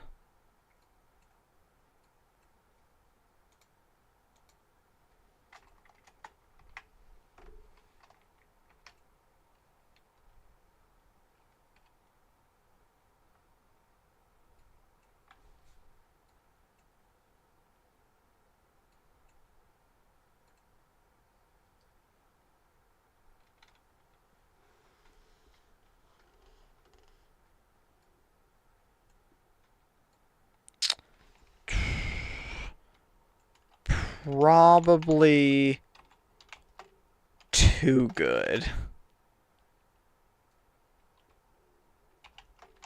Could use nerfs. Maybe. Nerfs already in beta. Oh yeah, that's a good one. That is a good one.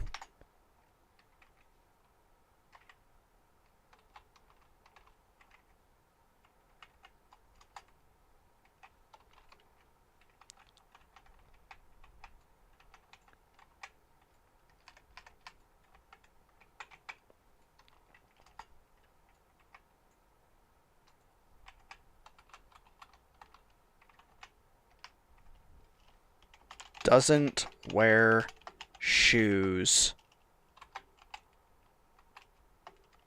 Homeschool kid energy.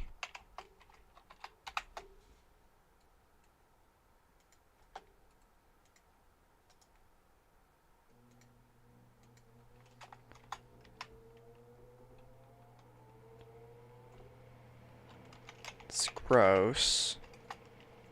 Fetish stuff.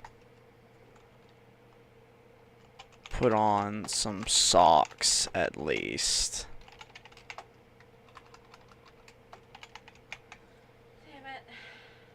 Yeah. There we go.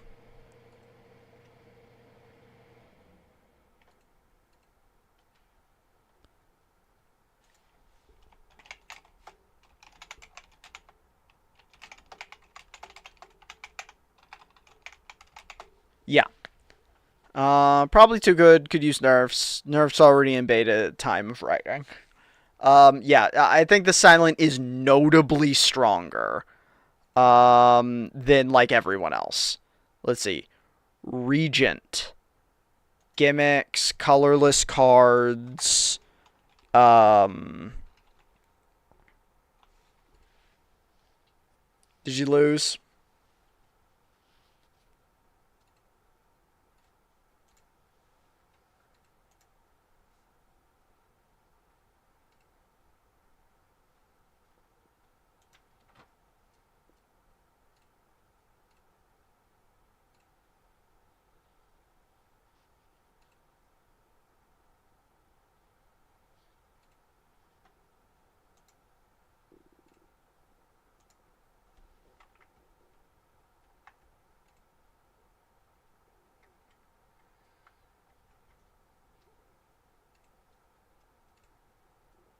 Hmm.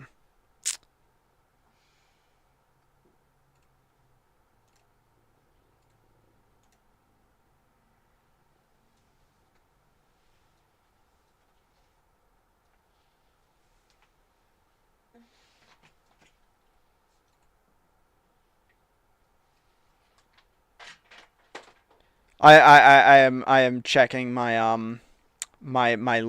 trying to check my line real quick. Still no movement. Still no movement. I was reading someone was saying that you can check your position in queue somehow, but they said it's but I don't know how that's possible.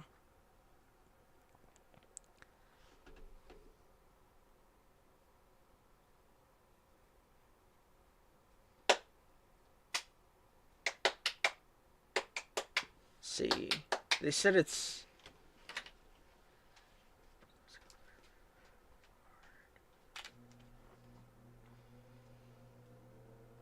current price, custom meta. What you doing, Sweet Pea? I'm going to sort Pokemon cards. Okay.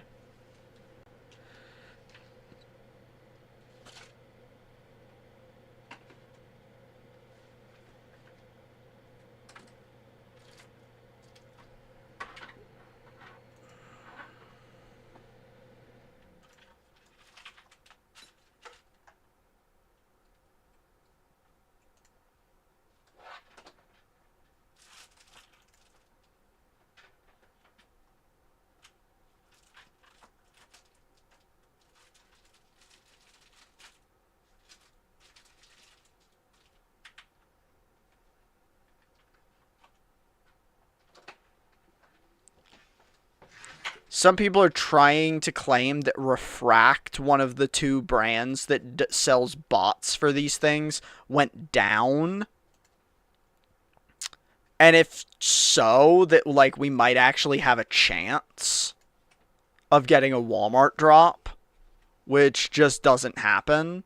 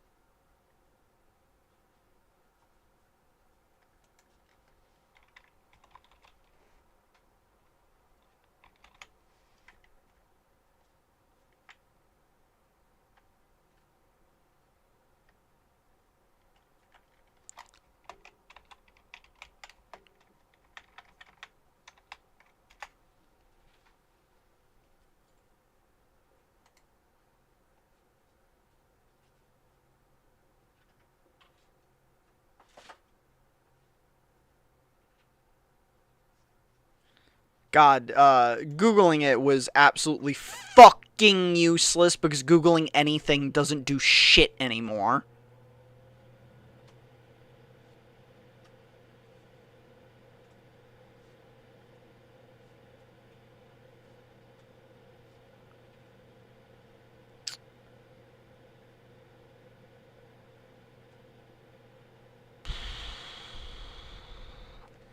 Yeah, I have no idea.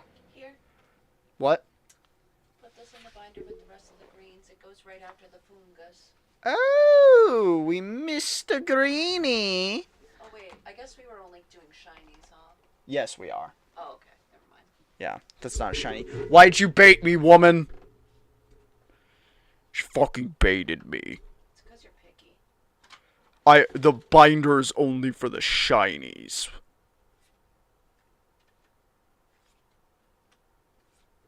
We only care about shinies here.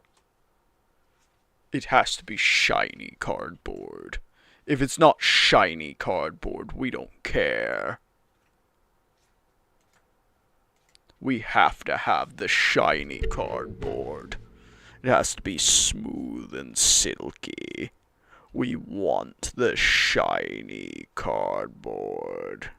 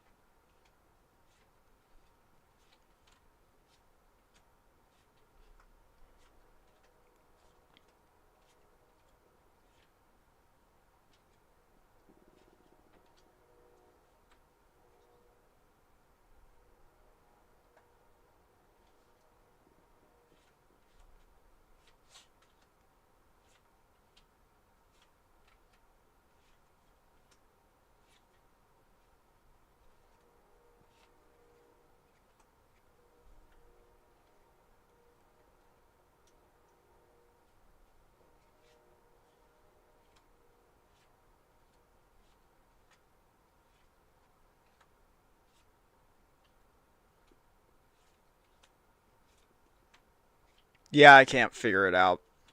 People said you can check your queue specific queue position because it doesn't display it. Like so Sam's Club and like Costco will show your exact position in queue.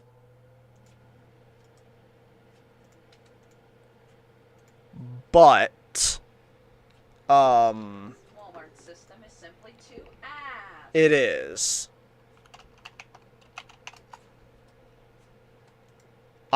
I will just try real quick.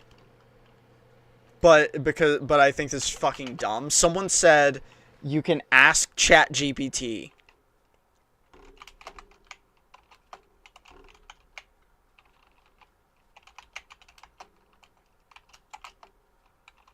I'm pretty sure ChatGPT is just going to make up an answer. I feel like it would too.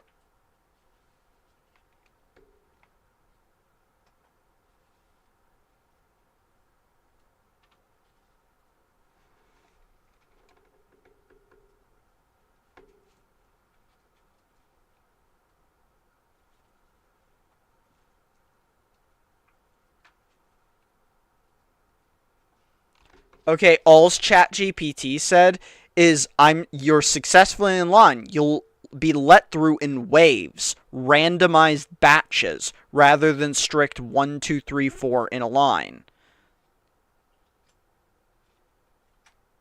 So, according to ChatGPT, you don't have a queue position, it is randomized. Now, do I believe ChatGPT? I don't know. No one else seems to have a fucking answer, so the ChatGPT's answer is exactly as valid as everyone else's answer. And I'm saying that only because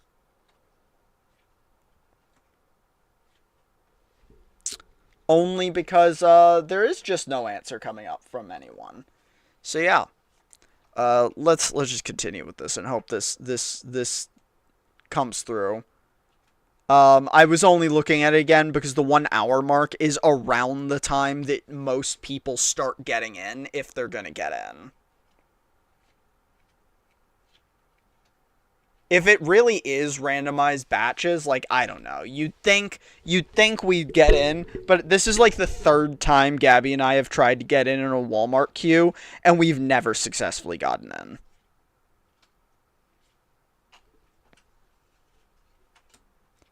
Like, you don't have any good news, do you, over there?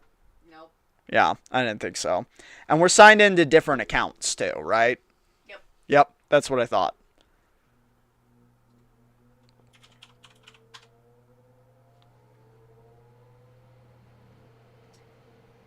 What do they normally turn rock Pokemon into? Fighting? Yeah. Ground and rock are normally fighting. In the card game, they kind of umbrella a lot of types together. Fighting will be those types. Yeah, it'll be ground, rock, and fighting. It'll also sometimes be, what else would it sometimes be? No, that's it. That's all the ones that it'll sometimes be. And then like bug gets umbrellaed into grass, and ghost gets umbrellaed into psychic, or sometimes dark. Dark used to also get umbrellaed into psychic, but they kind of got, separated some time ago, back in like 2006 or something. What the actual fuck? Flying types just don't exist in Pokemon, really. If we were gonna give flying type a strict, like, inclusion, it would probably be normal.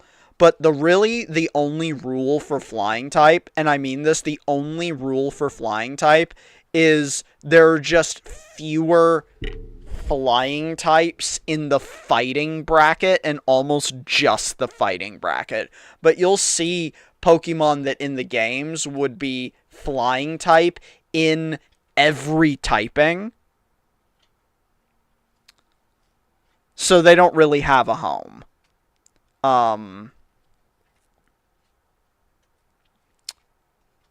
Fighting, grass, and water are definitely the 3 branches that get the most umbrellas, though.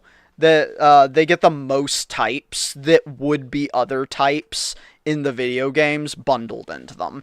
Anyway, Regent has colorless card builds, Vigor,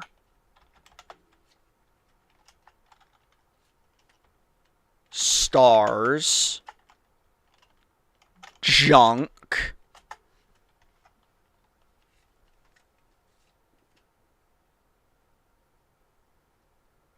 Vigor, Stars, Junk, Block? They kind of have block, but I don't know. That's kind of in Stars. I don't think they strictly have a block build. I don't think I can. Oh. Sword. Yep. Vigor, Stars, Junk, Sword. Colorless. So they have a lot. Colorless.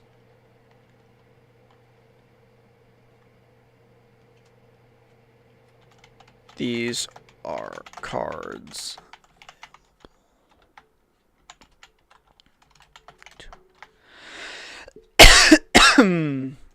To all characters.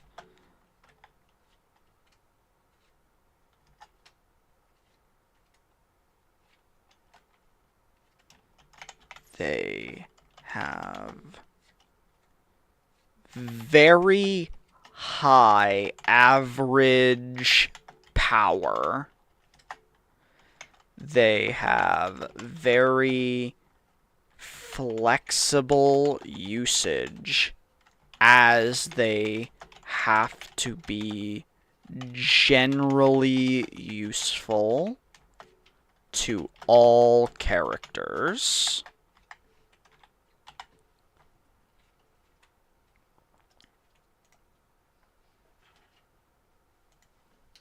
Pass me a box. Oh. Let's see. Is this a box? Yes.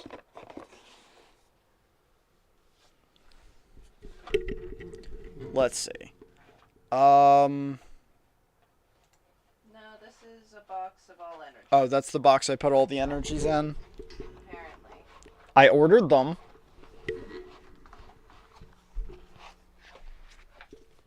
Oh, you did. Well, here you are.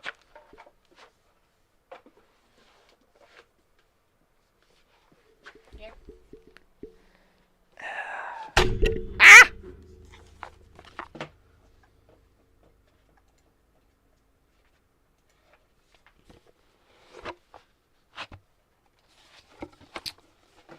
So this was just what was on the desk?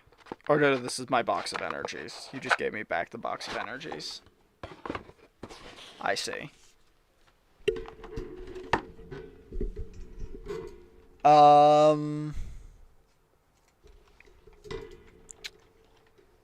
Let's see.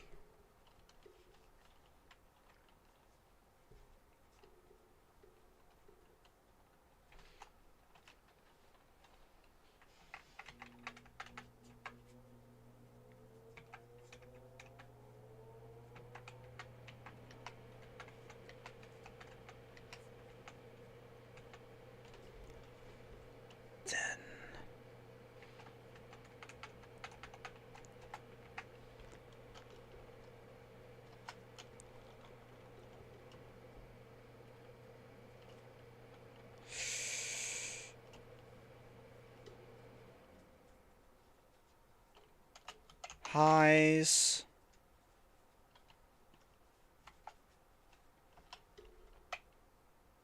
Generally, or let's see yet.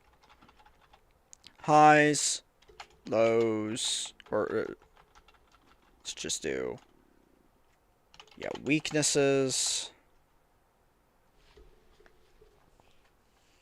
What do we really do for here?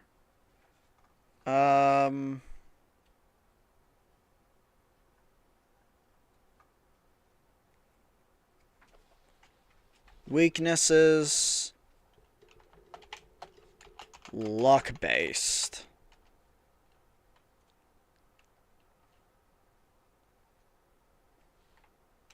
High variability.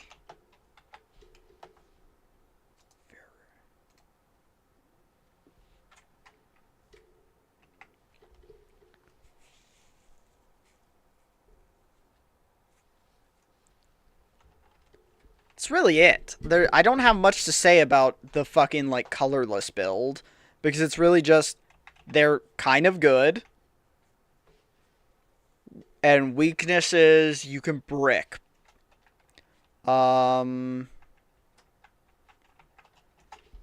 Strength.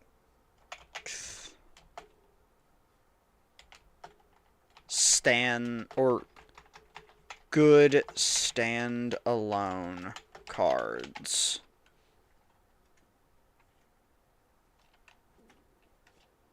The vigor.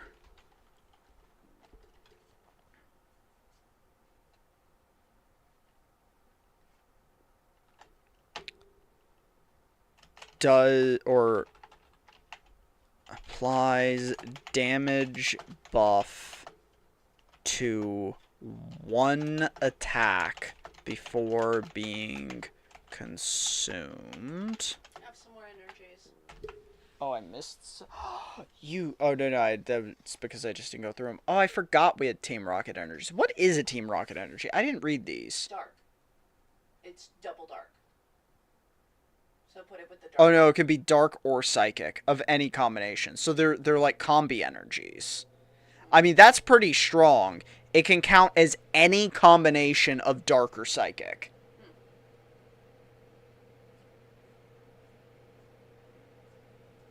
So it could be double dark, double psychic, or one dark, one psychic. I mean, that's really strong. That is. If you can use it. Like, that's very good.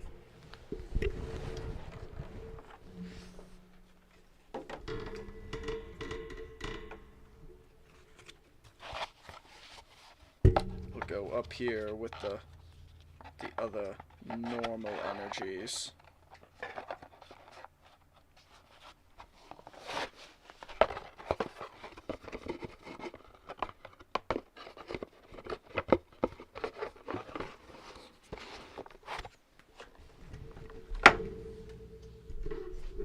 Okay. Applies damage buff to one attack before being consumed.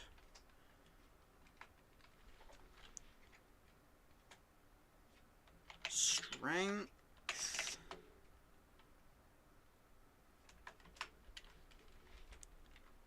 Fast stacking. Very high burst potential.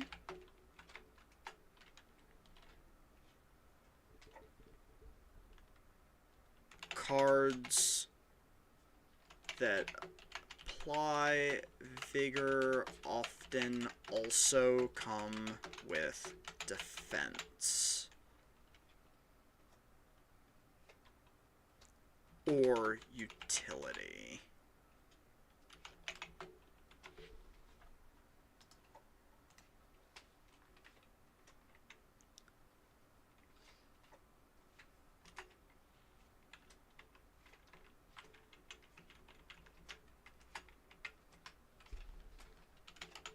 Ness must be precise with cards that are affected, or cards, or with precise with how vigor is consumed for optimal play.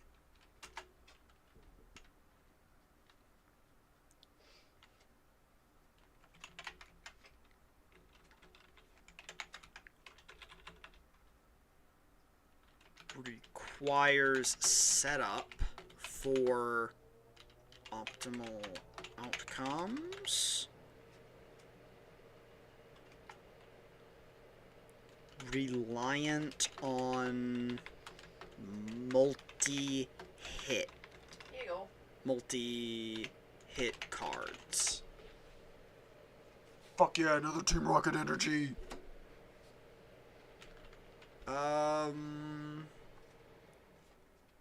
It's probably it for the weaknesses. It's really, yeah. Fast stacking, very high burst potential. Cards that apply vigor often also come with defense or utility. Stars.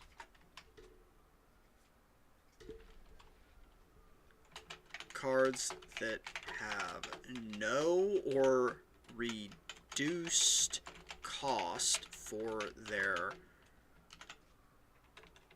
cost with high average power, no or reduced cost, or no or reduced PP cost with high average power, but cost a secondary resource.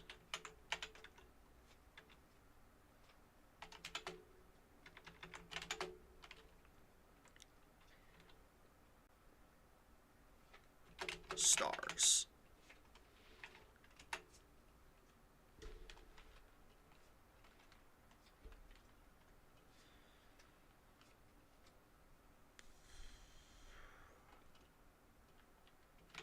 weaknesses,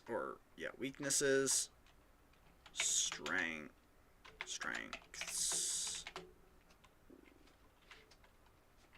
weaknesses,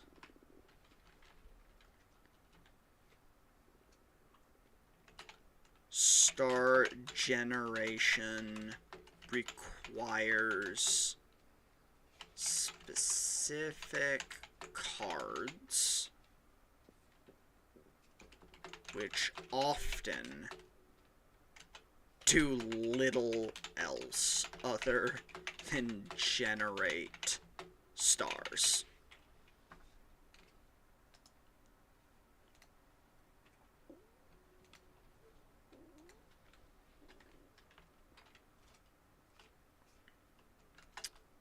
Easy to get an oversized deck.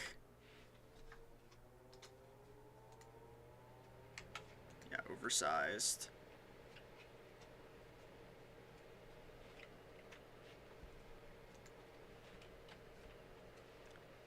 Strengths.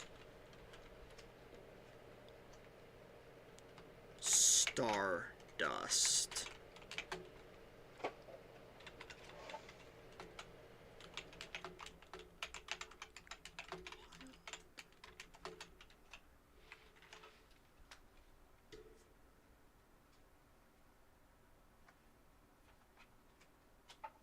Oh, actually, going back to vigor, I'd have to say strength, card, or let's see, vigor cards are generally good in other decks that are not just focusing on vigor stacks.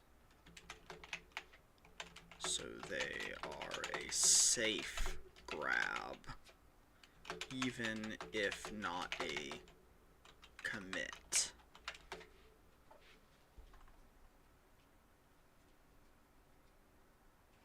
Either, yeah.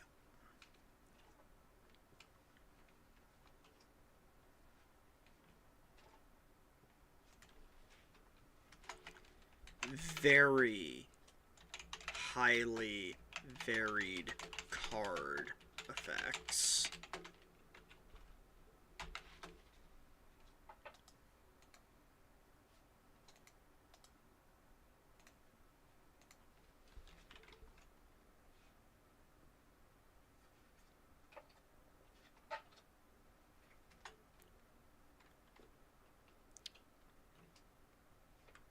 Many hero cards that you can focus, build around. Many ancient relics.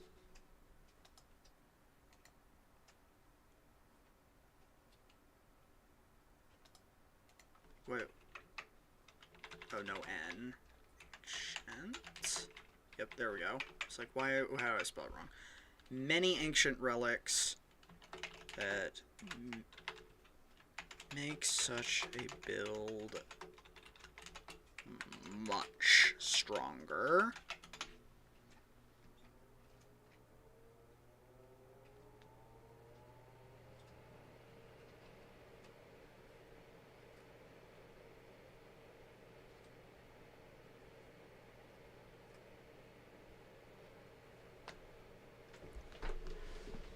Let's see.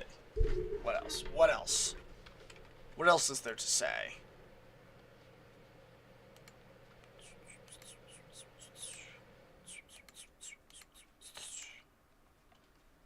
Okay, looks like one of the people I'm following is saying they're still available. People are still checking out as of 6 minutes ago, so there's still stock. Still worth staying in line.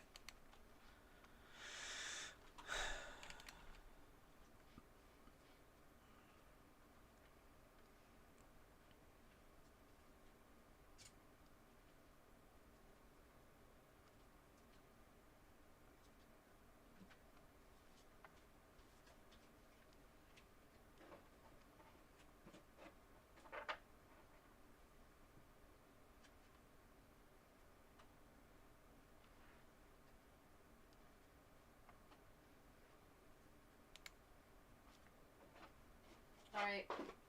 Another box. Another box. Oh, this one's empty. Yes. You fit everything in that box in another box? No, I'm still working with them.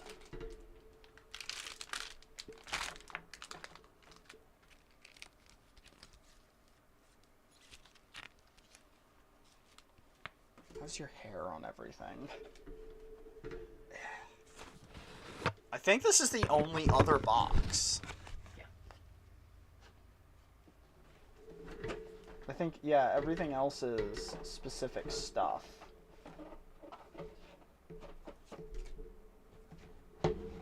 Yeah.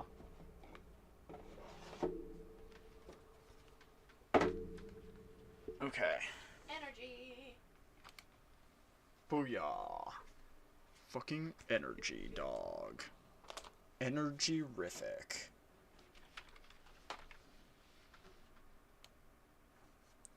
The Walmart line is still exactly where it is. Yeah, the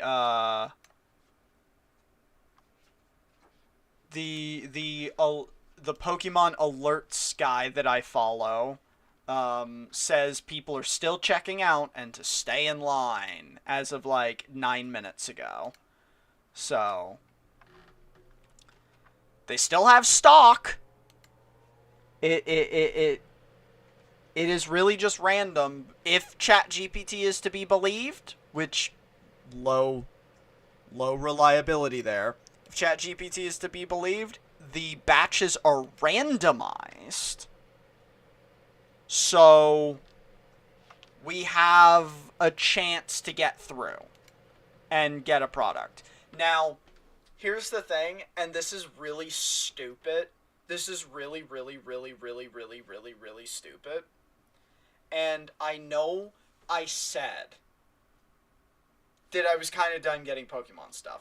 But the reason I'm trying to wait in line for this one specifically is because these fucking EPTs go for $250 a piece. And we can buy them for $69. I remember I was in a Walmart line for 3 hours to get the Switch 2 at launch. They delivered it at like 6 a.m. on release day. It included free Pringles/Coke. That's interesting. That's interesting. That's an interesting perk. But, yeah. So basically the thing is, if I can get these... Speaking of Coke, pass me a cold one, won't you? Yeah. Oh. No, it's out. It's definitely out. You didn't get one, right? You got the it's out of stock page? Or is it just glitching out? It's just glitching out. Nope. Okay, it's gone. Yep. Okay. We got nothing! Expected. Yeah.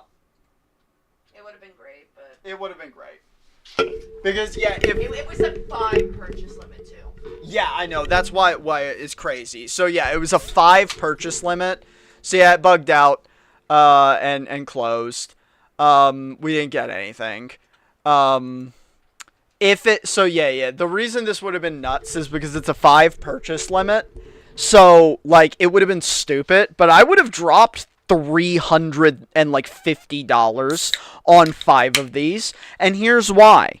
I could trade those at my local TCGs, or I'm sorry, local LCGs, LGSs.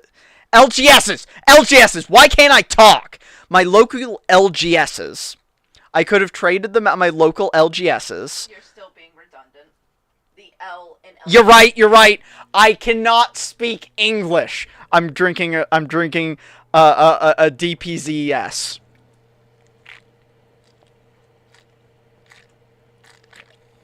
Oh my god. So, if we had gotten them, I would have bought $350 worth of these things had I gotten through, because they're worth $250 on the secondary market, and every LGS, huh? Oh, an energy, and every LGS, sells these products at that inflated rate and buys them from you at an inflated rate. They won't buy them at the full 250, but they'll buy it at 70 to 85% still. So, and if you're doing a trade-in, they'll do a lot of them will do a 1-to-1 trade. So, if you bring in a prismatic box, you can trade it for their overinflated priced products. And because prismatic are so overinflated, I can technically trade it for even more inflated product than I could buying that stuff MSRP. So, like, I would have been able to take one of those in and traded it for, like, my local LGS has a Phantasmal Flame UPC on the shelf that I've wanted for a while. It's $200, and those things were originally, those MSRP'd for $69.99. Or something like that. I think they MSRP'd for between $69.99 and $89.99, depending on, like, where you got it and where you live. So, I could have traded one of those for that.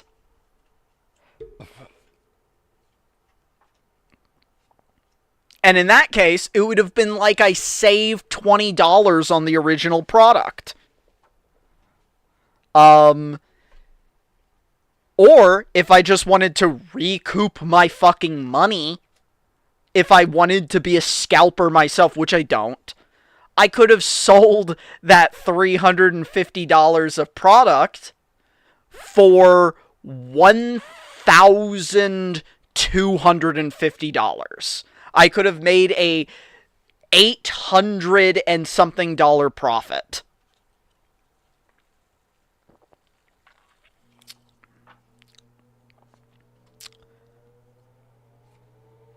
No, honestly, here's the thing. They're worth so much stupid money, and the polls in the prismatic are actually so not good that, like, value-wise, like, outside of pulling the top 3 cards, that here's genuinely what I would have done.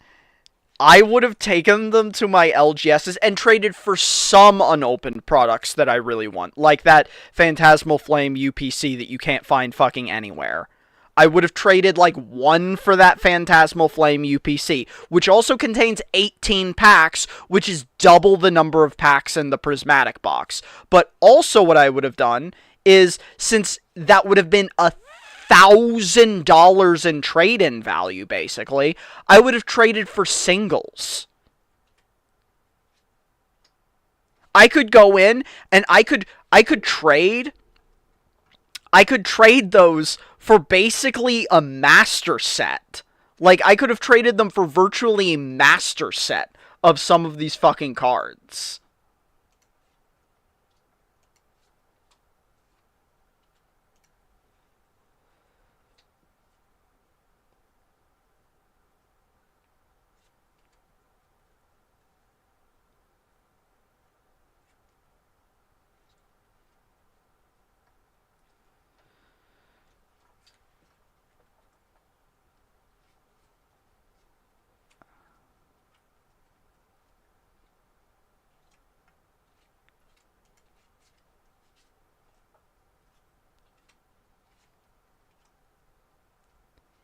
I mean, yeah, now that the thing's down, so Walmart does third-party sellers on their website.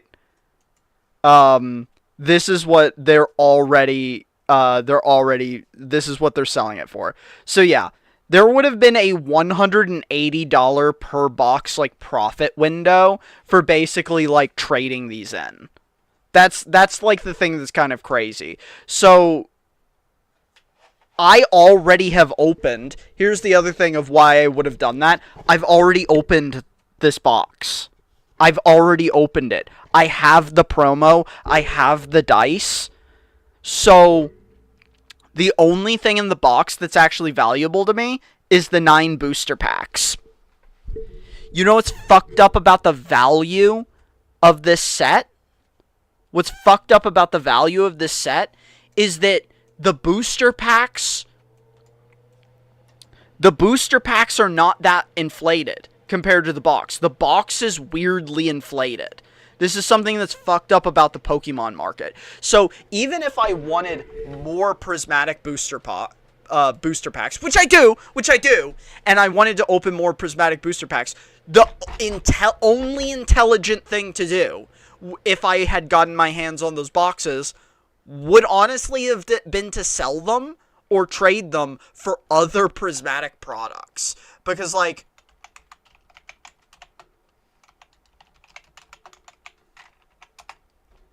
let's find.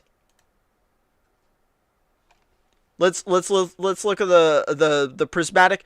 So a prismatic booster bundle, right? A prismatic booster bundle, as you can see on TCG, sells for, with shipping, $73. This contains 6 packs. The box only contains 9. For the price of one of those boxes, I could have 3 of these and then still have money left over. So I could have double the packs, because 3 of these would be exactly double the packs, for the amount of money that those boxes are worth. The market doesn't make any sense. So yes, I want Prismatic Evolutions. It's personally my favorite set from the Scarlet and Violet series. It's my favorite set from the Scarlet and Violet series, right? It is my favorite set. I love it, and I want more packs to open more cards from it. And I want to hit some of the big hits. But opening those boxes is not how you do it. You got me, Logan. I've been asking that question constantly because it doesn't make any fucking sense. It doesn't. It doesn't. You know what you want to see something that's infuriating?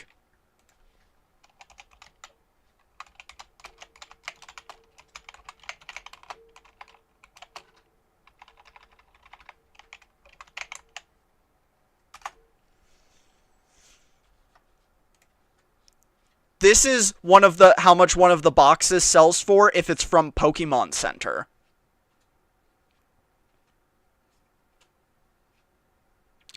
$400.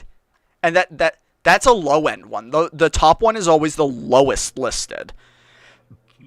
Look, they're going for $500-600 like across the board. Energy. Logan, what do you think the difference between a regular ETB and the Poke Center version of the ETB is? Do you know what the difference is? Can you guess what the difference is? Pokemon Center is Nintendo's own retail store that sells Pokemon cards. They're in very, very few locations, but they do have a web store, and the web store is also very limited stock. But can you guess what makes this what is different between this and the one we were trying to buy? No, the box art's the same. The box art's exactly the same. Except for, do you see how it says Pokemon Center right there? Can you see that it says Pokemon Center on the box? Yeah, it says Pokemon Center on the box right there. The word Pokemon Center on the box right there, that's worth $200 to $300 additional dollars. All right. $200 to $300 additional dollars. Take this and give me the sorting box. The what? The other Phantasmal Flame box. I think this is just my... Oh, there is something in here. I didn't know there was anything in there.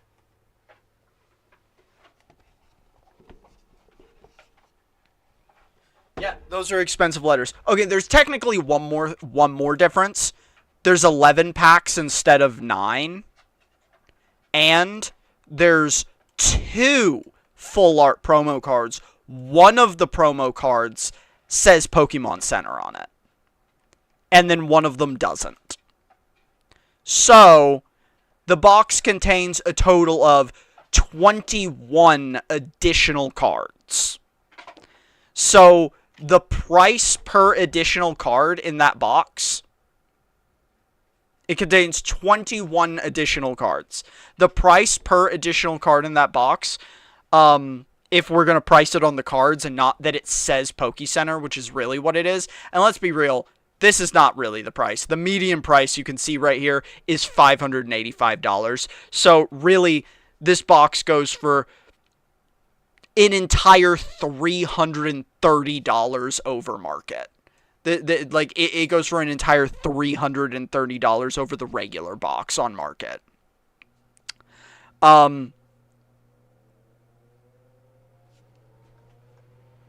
What's the price of the exclusive promo card by itself? You know, that's a good question. Let's look that up. I think I'm gonna guess $20 if it's in good condition. Let's see. Eevee promo card.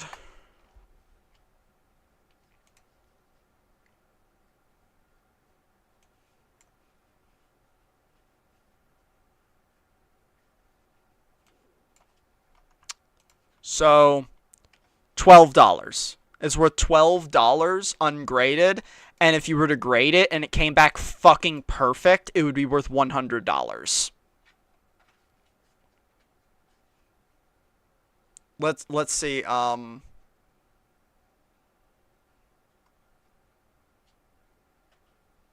Let's try Poke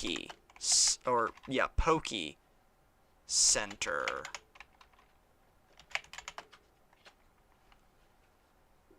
Or I guess that's how they want it.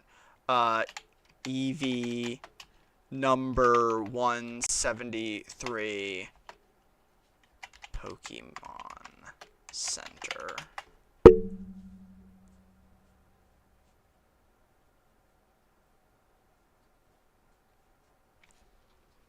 So the one that says Pokemon Center on it.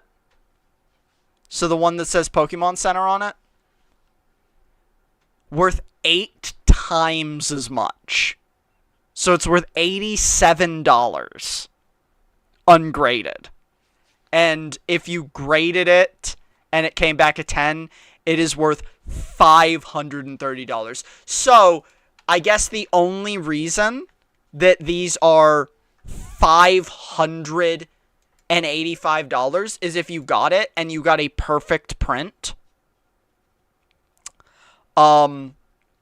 It would be worth almost all of the money you spent.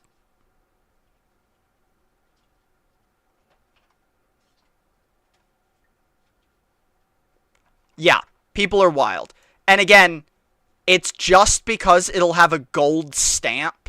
Or no, that, right there. You see it? Right here. This little Pokeball right here that says Poke Center that stretches off the board.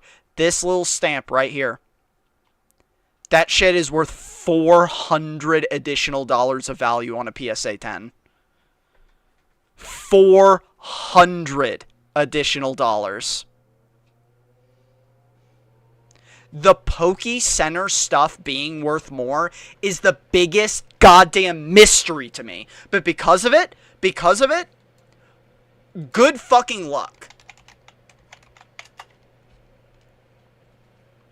Because trying to get something off Poke Center is insane. Here's the thing, and Poke Center, I hate how it goes off of the center into the border, too. I hate that, too. I also think it's ugly. I do not understand the value at all. But that's also why they give you one without the little thing. So, here's the thing about Poke Center. If you're trying to get, like, EBT boxes. Box. Yeah, if you're trying to get an EBT box, which is the thing that is worth the money. There is two things that Poke Center does that's in your favor. One, they have aggressive, and I mean aggressive, bot detection. So it is unlikely, unless you are paying for very premium bots, that you would be able to get in with bots. However, those very premium bots do exist, and people do pay for them. Here's the other thing in favor of normal people being able to get these. They have a buy limit of 1. And to further increase ability to stop bots from being able to buy them, they will stop transactions for a bunch of reasons. Reasons that catch regular people sometimes. If you're using a VPN, get fucked. You're not gonna get your order because they're gonna think you're a bot. If you try to scum it as a bot or as a regular person and submit multiple orders using the same address, get fucked. Your order's getting canceled.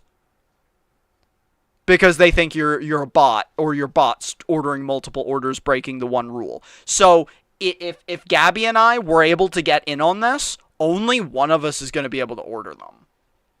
Because we share an address. So that's wild. Like, so if we ever are around to try and get a Pokemon Center drop, this is a 1 per household type of deal. Per item.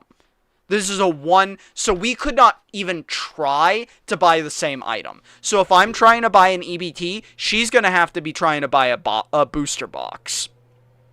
Because if we try and buy one of the same item going to the same address, get fucked, you're not getting it. If you fail the CAPTCHA too many times, get fucked, you're not getting your item. They are randomly on weekdays between 10 a.m. and 2 p.m. Very rarely. Very rarely. I would say once every 1 to 2 months. There is a drop probably once every 1 to 2 months. I would say it averages 6 weeks. I would say there is a drop on average every 6 weeks. The only fucking way, and I mean the only fucking way you're even going to be able to, the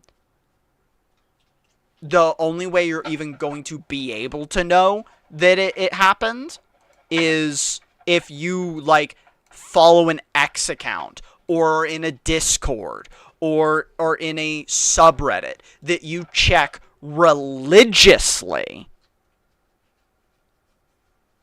Yeah, with zero heads up. Do you know where all of our shiny, oh wait, I know where they are. Hand me that lunchbox. Oh my gosh, what is in there? I didn't know you had anything in the lunchbox. Yeah, with zero heads up, so you have to be following people that are basically, like, what they do is they, like, data mine the website for back-end preloads so that they know something's going live. So, like, right now, Perfect Order, it says sold out, but this shit hasn't actually dropped, I don't think, on, I don't think it's actually been dropped on Poke Center.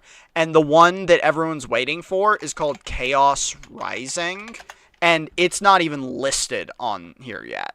But we know Chaos Rising is coming because it's been preloaded. It was preloaded last week. It was preloaded last week on like Tuesday. So the Chaos Rising sets are preloaded and could go live any day between 10 a.m. and 2 p.m. And let me tell you, even if you're not interested in Pokemon, if anyone out there is not interested in Pokemon and you are free between the hours of 10 a.m. and 2 p.m., I would encourage you to try to get a Poke Center EBT. Why? Because they cost $59.99, and if you get one, you can resell it within the week you got it for 500% of what you bought it for at minimum. You would be able to sell it for 500 to 1,000% of what you purchased it for at minimum within the month. And if you sit on this for, let's say, a year, oh my god. Or even longer. So, like,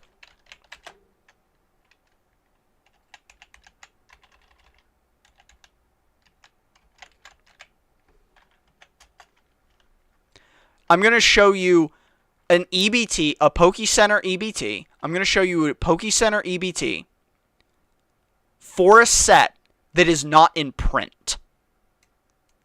It just left print, I think a few weeks ago. Maybe a month ago or so. How much money do you think an out-of-print Poke Center EBT is worth? The answer is... Oh, wrong window. My bad, guys. The answer is... $1,366.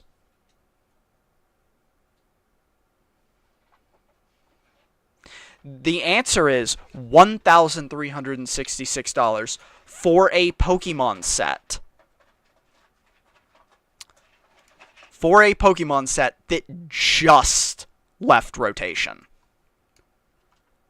God forbid you find one for something that's long been exited rotation. Like...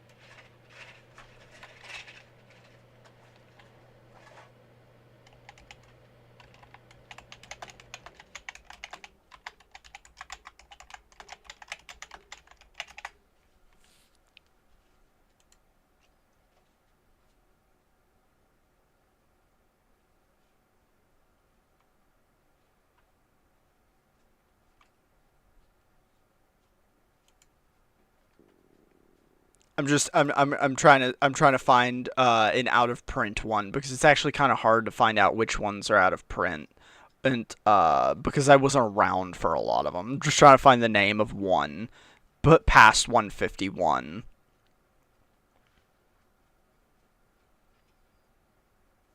Oh yeah. This one right here. It should be.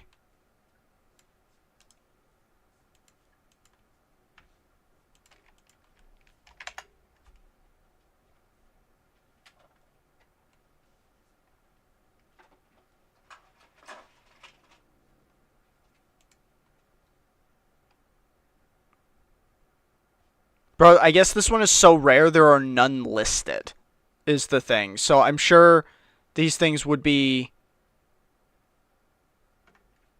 insane, like just absurdly fucking. Absurdly fucking. Yeah, I can't even find a listing for one of these. But I was looking for this one because well, no, what it is it's stock it's like NFTs or stocks for children. Except like children wouldn't do this. Like if they got it, they're gonna fucking play with the cool toy. They're not gonna sit on it. This is genuinely like just a high return stock investment because the Pokemon sets go out of print every like I want to say they only stick around for a maximum of 2 years. So basically, if you get a hold of one of these things, it costs you, in the moment that you bought it, $60, $70. You hold it for 2 years, you have minimum $1,000. I mean, like, the 151 seriously just exited, and they're $1,300.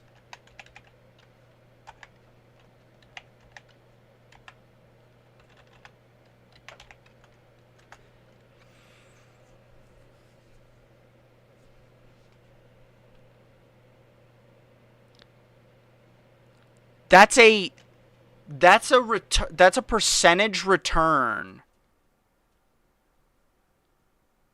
That's a percentage return of 2,203% on your investment.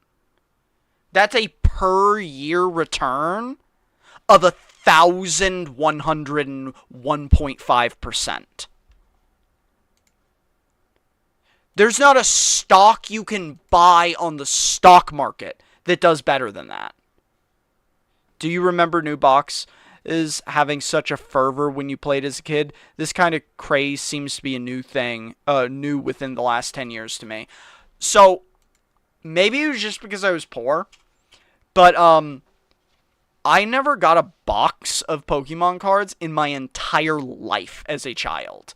What I did is I attended pre-release events, which happened not too super regularly,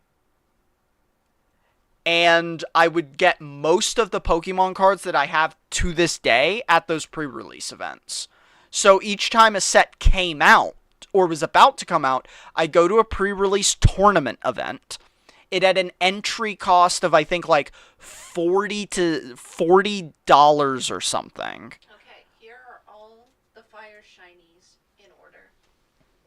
Oh, nice.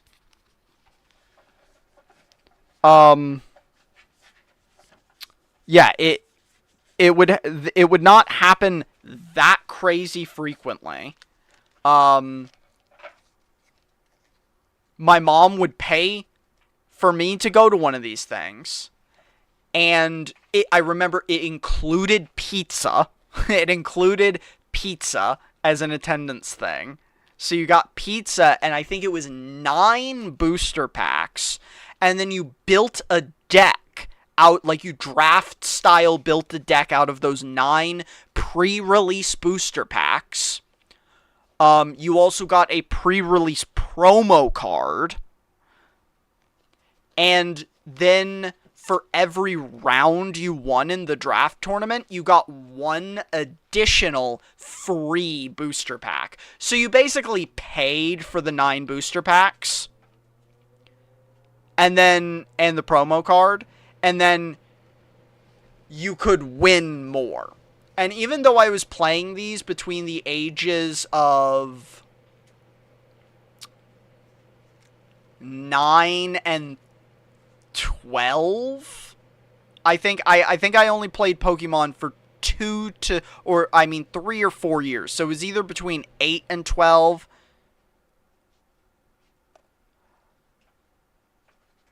Well, the boosters go for ass loads. But the boosters aren't they don't say anything pre-release. The pre-release cards themselves, or the pre-release promo, they go for an okay amount, but the problem was the pre-release promos were always of a common, non-shiny card. So the only thing special about those cards was the pre-release sticker. They were not full art. They were regular starter. They were normally of a starter Pokemon for that set, and or a mascot Pokemon for that set. I have quite a few pre-release cards. They are worth significantly more than the non-pre-release version of those cards. But the non-pre-release version of those cards, even though they're, 18 to 22 years old at this point, like the youngest of them is still old enough to vote. The originals of those cards without the pre-release stamp on them is probably worth 10 cents to $1 in good condition. So the pre-release versions of these are worth $10 up to maybe $50 if it's in perfect condition. So they're not worth money. No, they do not exist anymore. The scalping meta ruined them. I think the last pre-release tournament event, let me check. When did pre-release events for Pokemon stop?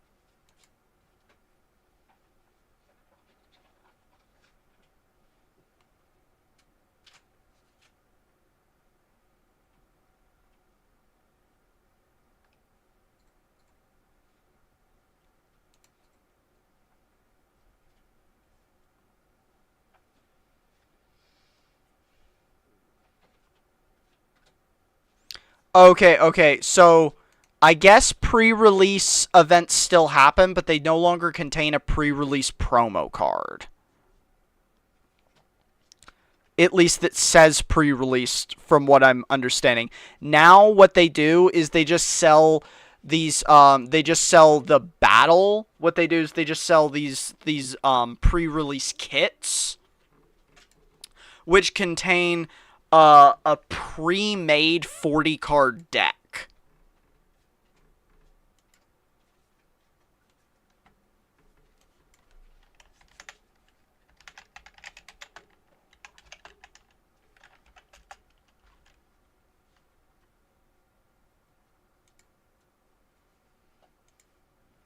And instead of having a promo, like a pre-release stamp on them, they just have a set stamp on them, which seems to not really hold like the same kind of value.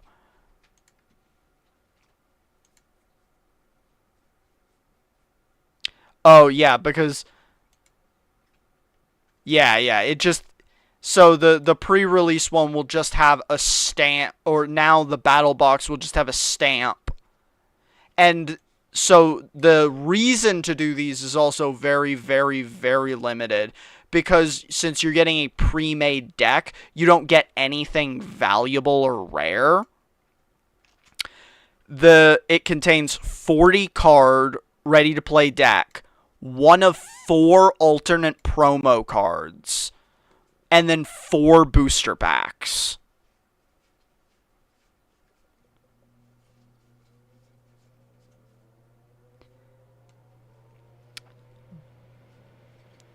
And then, but this tournament still do that every time you win, you get a booster pack. So you could still play in these tournaments and win some booster packs, but it seems like you can't win that many because, like, if you sign up to be part of the pre-release event thing where they give you these booster boxes or these kits, for one, they only give you 10 of them. They only give you 10 of them. And then maybe, I guess, maybe you can get more, but it says they only give you 10 of them. Which means there could only be 10 participants, which seems wrong and bad. And then they give you 36 total spare packs to distribute as part of the tournament, which would be 3.6 packs per contestant on average. So it kind of seems like they might still happen, but they're not what they used to be, even kind of.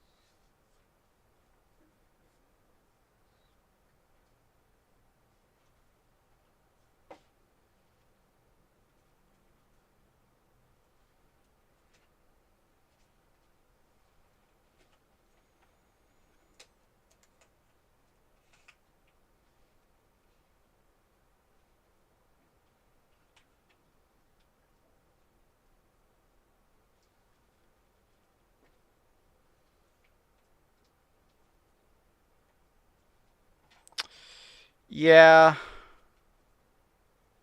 Yeah, I don't think it kind of exists, but it's not really the same. It's definitely not as valuable. It's definitely not as valuable as like a proposition. Because you get 40 cards, yeah, you get 40 cards that suck, a promo card that sucks, and then you get to have, you know, maybe more than 6 booster packs. I did not. It looked good though. I mostly just didn't think about fitting it in. It was mostly that I just had so many games on the docket. But it does look good.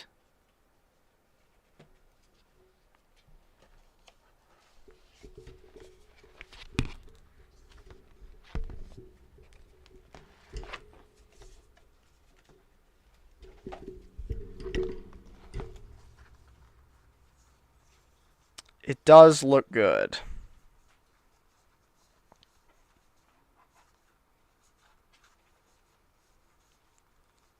Geez, do we not really have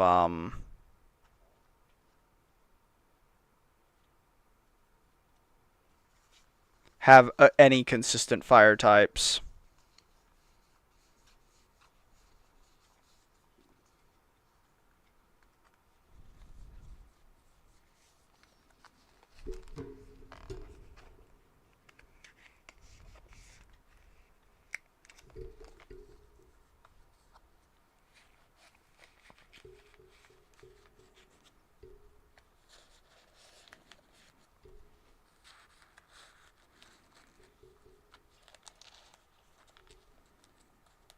At least in shinies.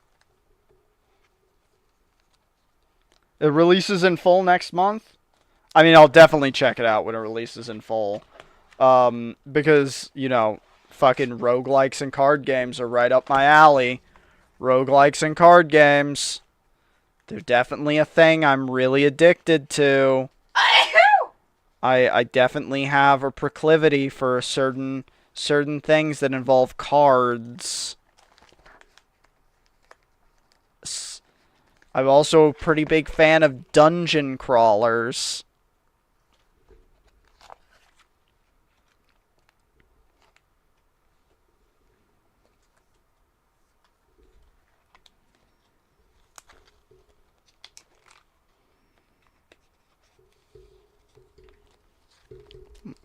Darmanitan. Man, some of the shinies, though, I gotta say, like, fuck, I know I'm addicted to cardboard, but, like, they're getting really good at creating, like, cool shinies. Like, their shiny game, they got shiny game now. Shiny game is high nowadays.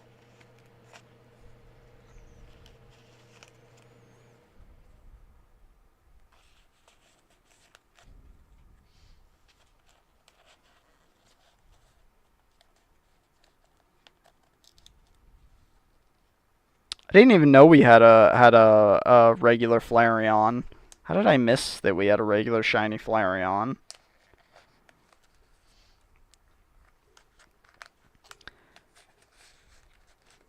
Got an old Entei, a new Entei. We're missing the middle form of the Skeledirge.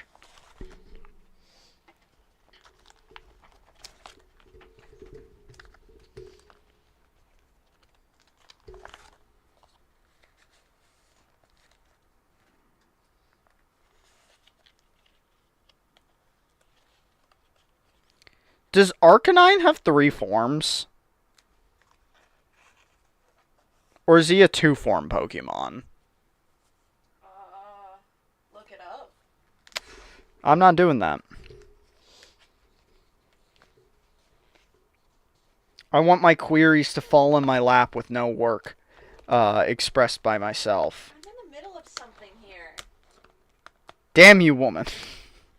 I can't access my mouse right now. It's covered in cards.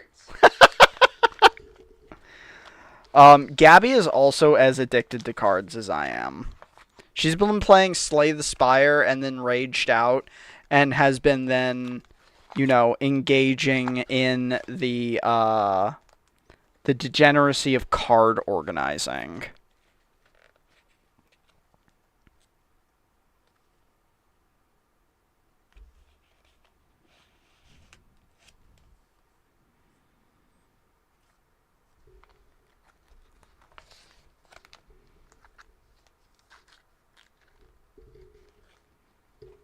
Man, the Pyroar art is so fucking ugly. It's just so basic. I feel mean saying that because people actively took the time to do it. But I just have to assume they just, like, paid people very little to make some of these. And they were like, I don't know, make some shit. Because, I don't know, some of them just feel like crazy low effort. Where they were just like, yeah, okay, make him.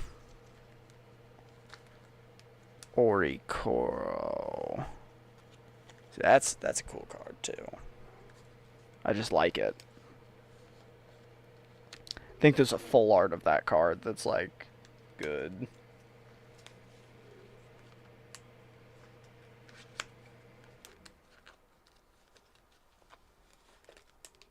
We got a Fire Slazzle.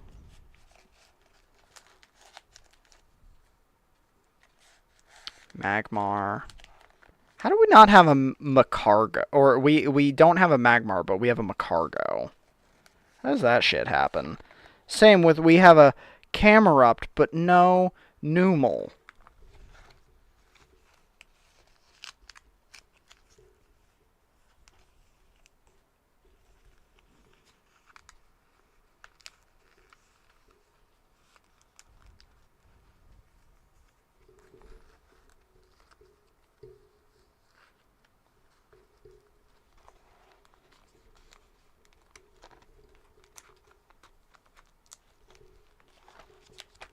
We've got some fires in a binder now. And here are... Oh, wait, no. I still have the stage 2. So give me a sec.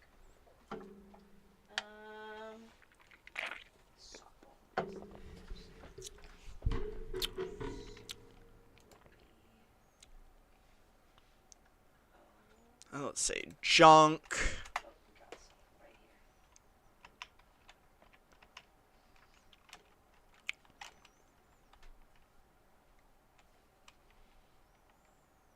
Cards generate and destroy.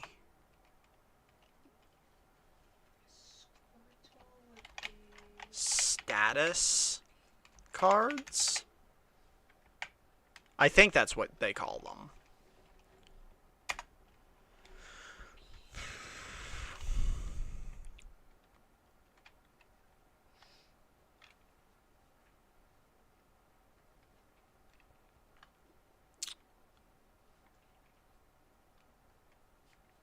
Risk, reward, playstyle.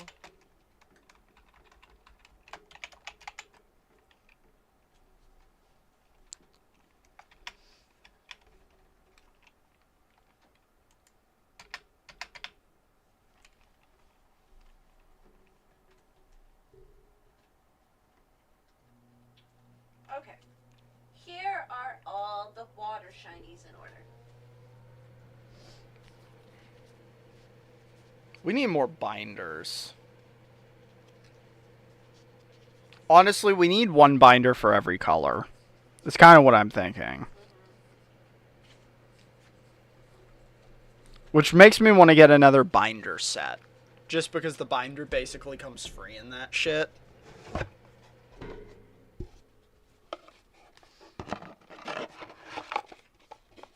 Because I want each binder to be one type.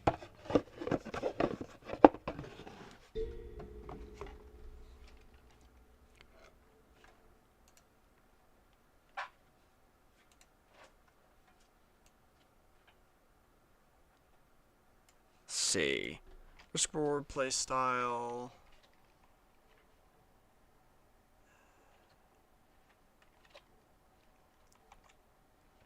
Oh no. Cards are generally very strong, but their risk goes unmitigated without many support cards for the... Yeah, many support cards.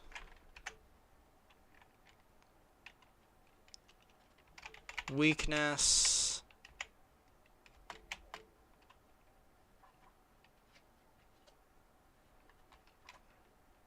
Yeah, how actually we're...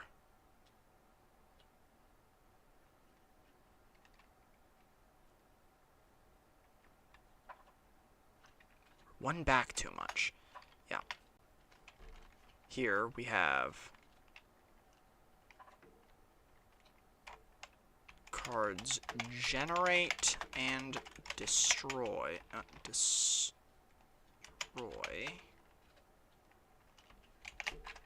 Status cards. Oh, generate, transform, or yeah, generate, transform, or destroy status cards.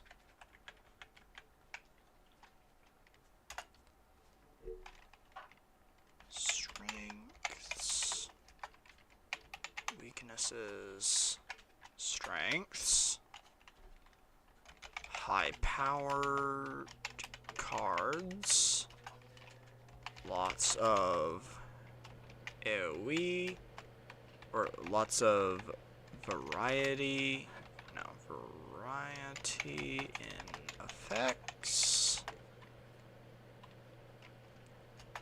low general cost, Weakness requires support or deck becomes encumbered.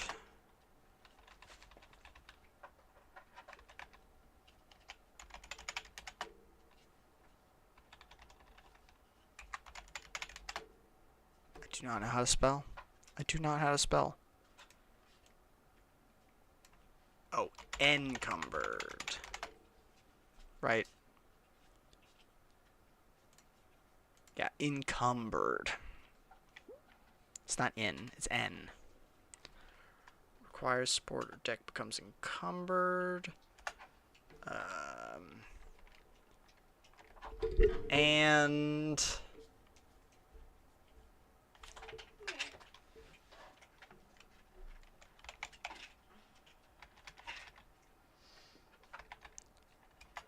no base deck cards synergize.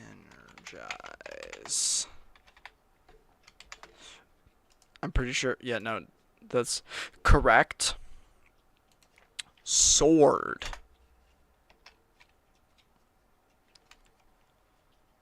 Cards forge a sword that gets very strong. Strengths, weaknesses, strength, high damage potential.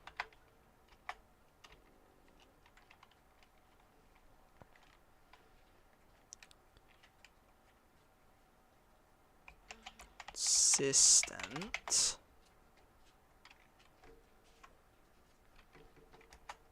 Easy build. Weakness. Slow.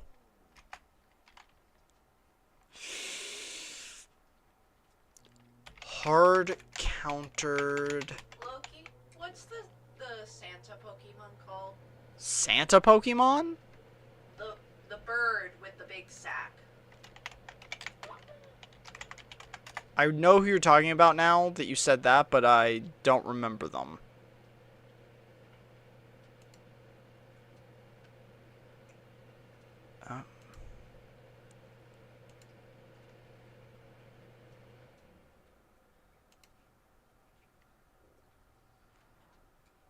Oh, Santa Claus is a character in Pokemon, apparently, so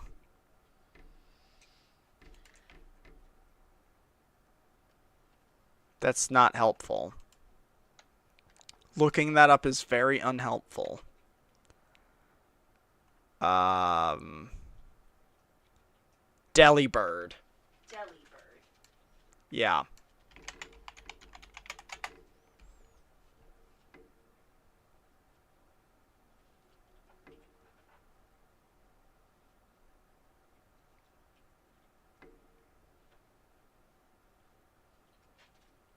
Weird Pokemon. Yeah. Delibird. See. Consistent. High damage potential. Consistent. Easy build. Or consistent play pattern. Easy to build. Weakness is slow. Hard countered by certain encounters.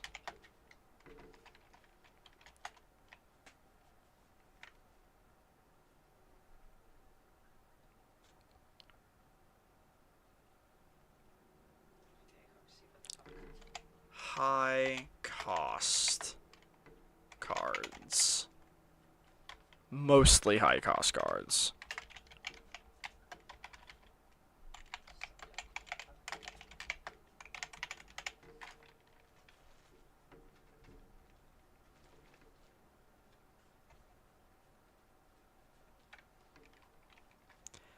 Oh, you know what?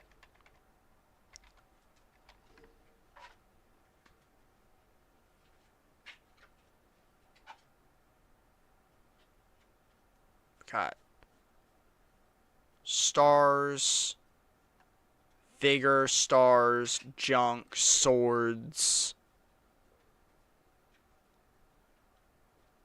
or sword, and then, there's another one. There's actually another play style of, for...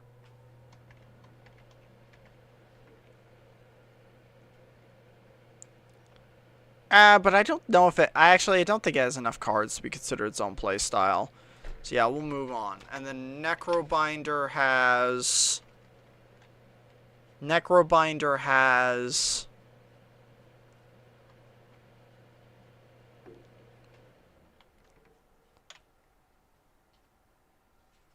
Let's see, what does Necrobinder have? Necrobinder has Osti,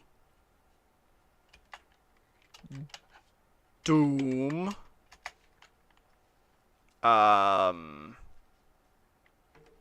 Doom / status effect, I would say. / status.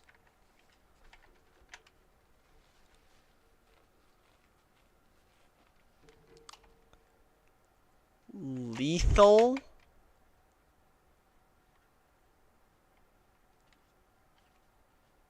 Or lethality. Yeah, lethality.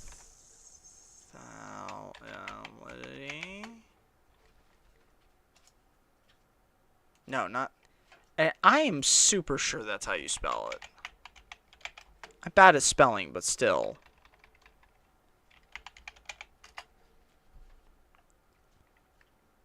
That is how you spell lethality. Why does the spell checker suck so hard? Lethality / status.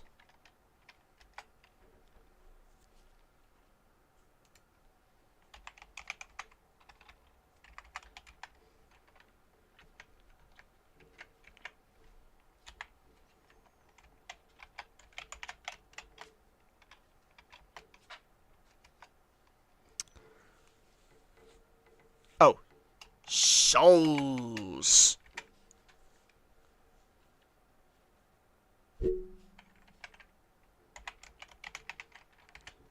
Are there other builds? There's souls.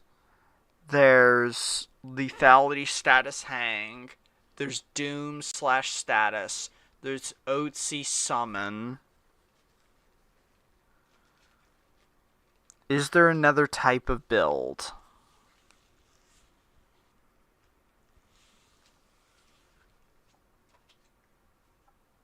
I don't think there's another type of build. Can we think of another type of build?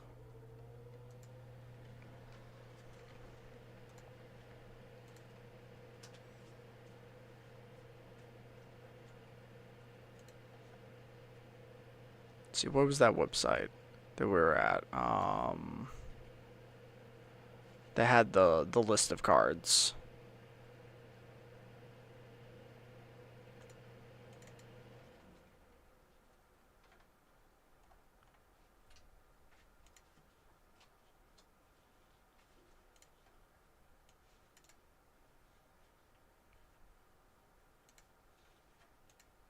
Okay. So, let's see. They've got cards, Necrobinder. Yeah, so Summon, Doom.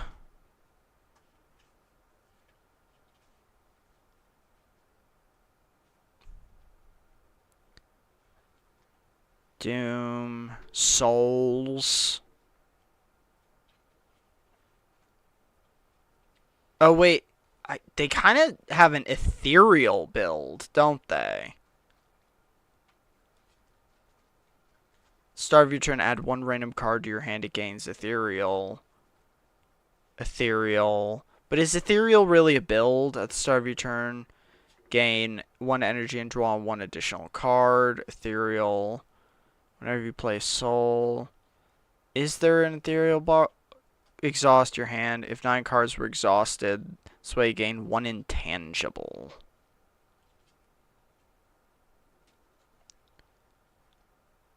I mean, the ethereal is actually more in line with it, like kind of overlaps with soul. So hang, I think, kind of overlaps with the lethality build, because I think if you're doing a lethality build, what you're doing is you're stacking the power lethality with debilitate with hang with like vulnerable, so that you're just like maximizing a shitload of damage every hit. So I call that like the lethality hang build, because there's a lot of cards that kind of stack on top of. So yeah, pull from below is kind of a souls card, because the souls, or no, the souls have exhaust, but they're not ethereal. Okay, so there is an ethereal deck. There's damage that supports an ethereal deck. Is there enough ethereal stuff? I haven't tried an ethereal deck. There is a lot of ethereal stuff, though. Yeah, I think I have to. I think I have to add that.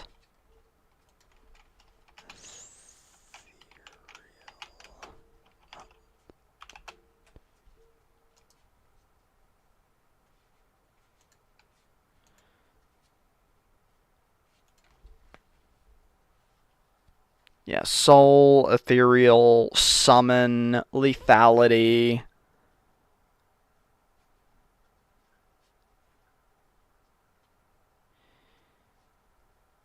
Yeah, I think that's it.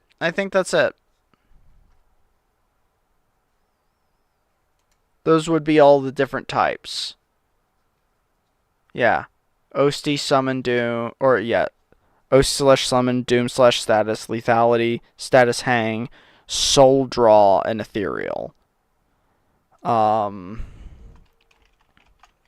We've got, okay, we'll describe it.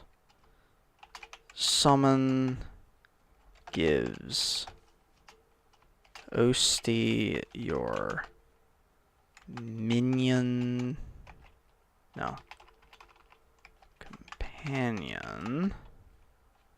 HP, and all damage taken goes to Osti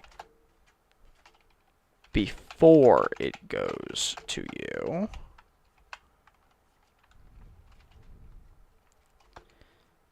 Bluesky also makes attacks whose damage is independent of your status. Strengths.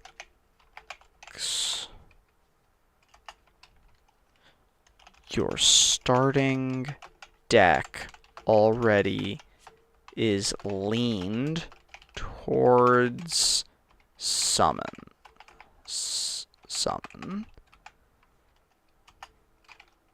Many cards support this build.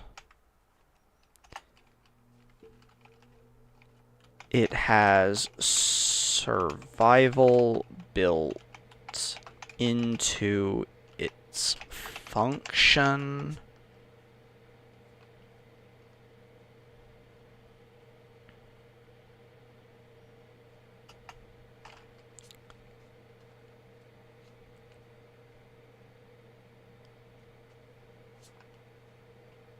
Usti can do insane damage while also becoming immortal.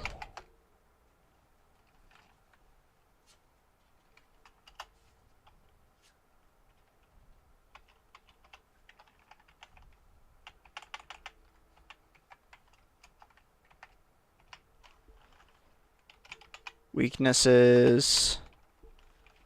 What are the weaknesses?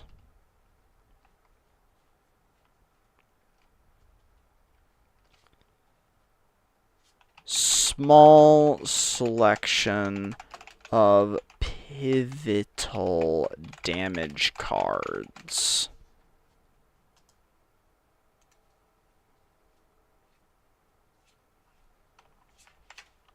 Tau? Pivotal?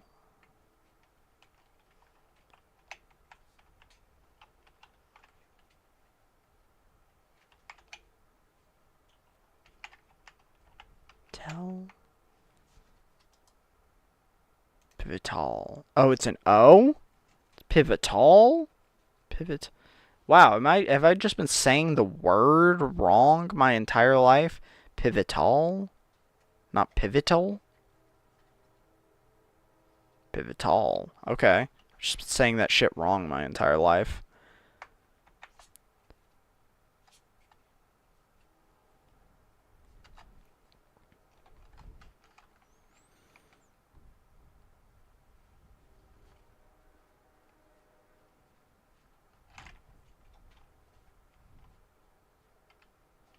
Many cards are rare.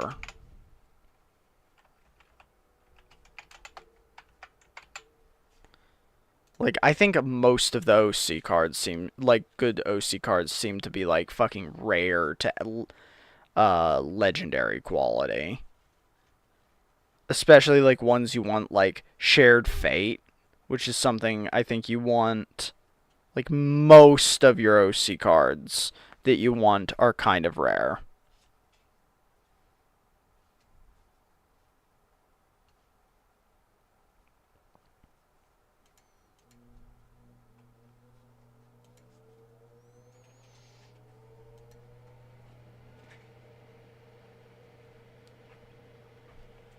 Doom status.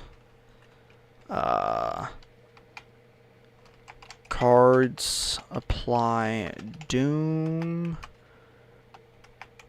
when Doom equals current HP. Target dies at start of next turn.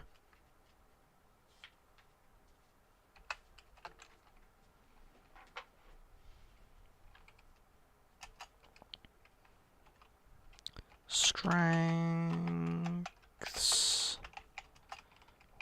Weaknesses. Strengths.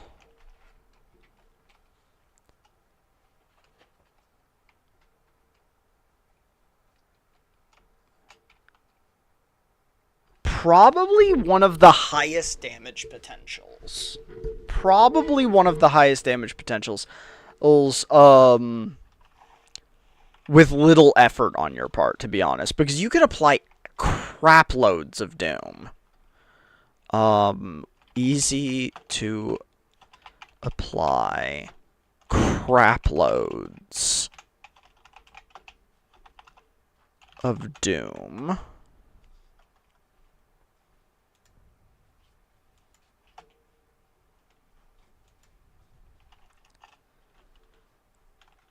High volume of Doom cards with low general rarity.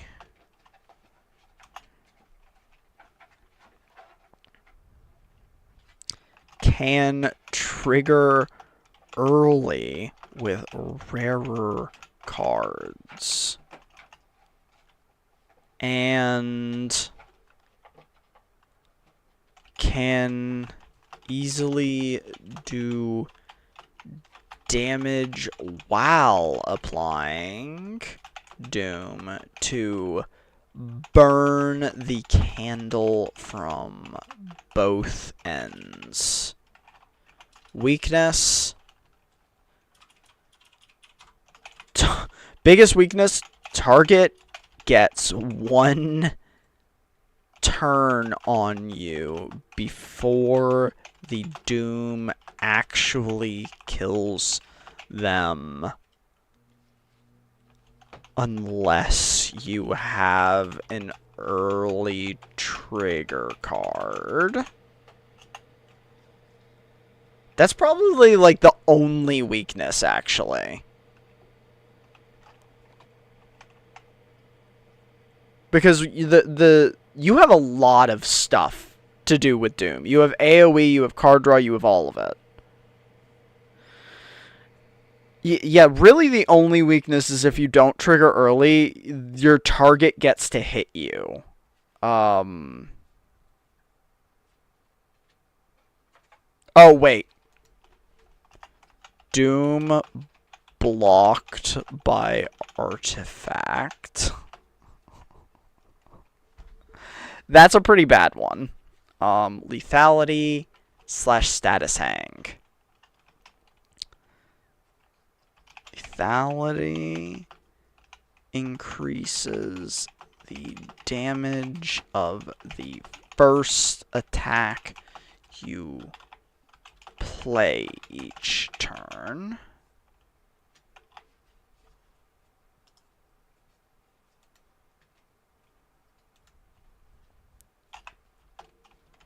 Hang does an X. Yeah, X.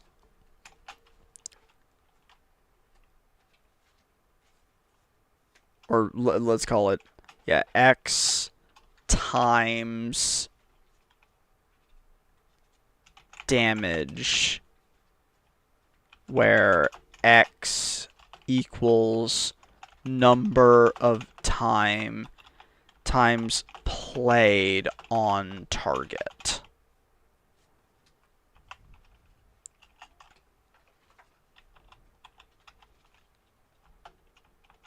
Status.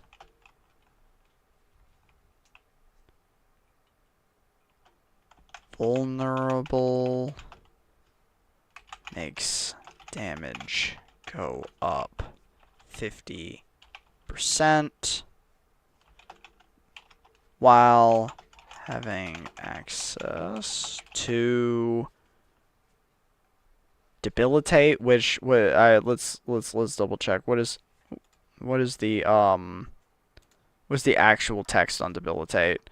Is it,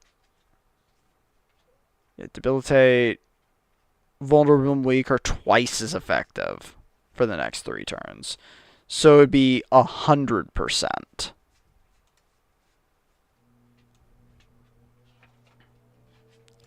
Can go up to 100%.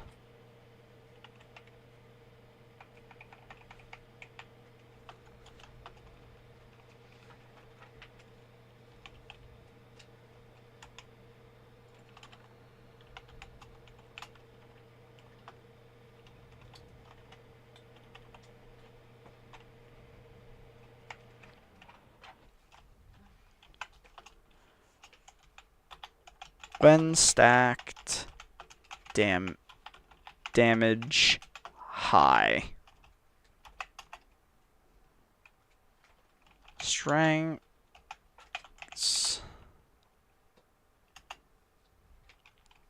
Weaknesses. Okay, strengths.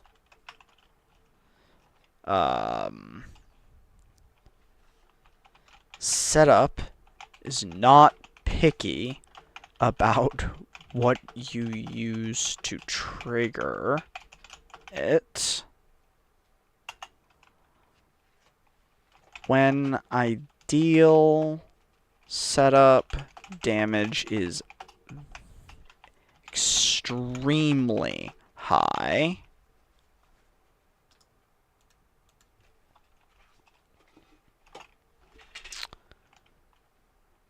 low cost cards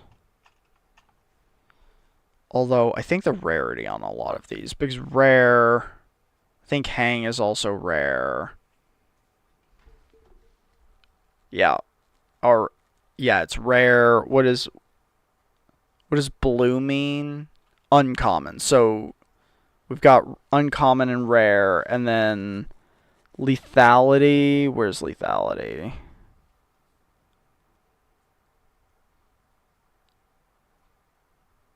Strike, spur, veil spear. Come on, where are you, lethality? Identify you, lethality. Oh, there it is. Lethality is also uncommon. Actually, the rarity on that's not too bad. They're uncommon, but they're not rare. So you could trigger that pretty.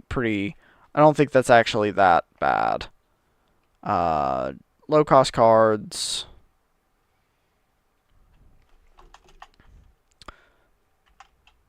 Most cards not too hard to find.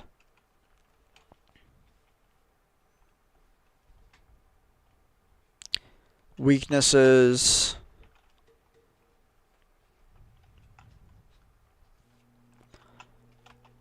Low to no defense options.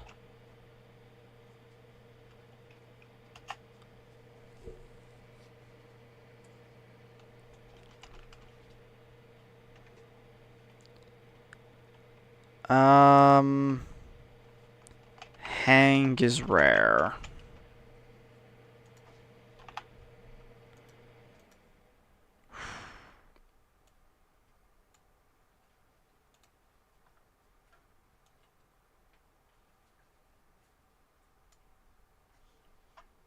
Okay, let's save this. Do slay the spire to script. This took more. This was immediately taking longer than I initially expected, and we already have 7 pages, and we're really just like working on the outline still. But yeah, I'm gonna call that. We're just shy of the 4-hour mark, but I'm gonna be honest. I'm getting tired, and I haven't eaten yet, so I'm hungry, and I need to do something about that. So long Loki expand. So yeah, I am going to I'm going to get off and eat and like do my other taking care of myself things. And we will continue this tomorrow. I at the very least want to good night. I at the very least want to get the I'll probably work on the script more off stream, and maybe next stream we can actually edit the video.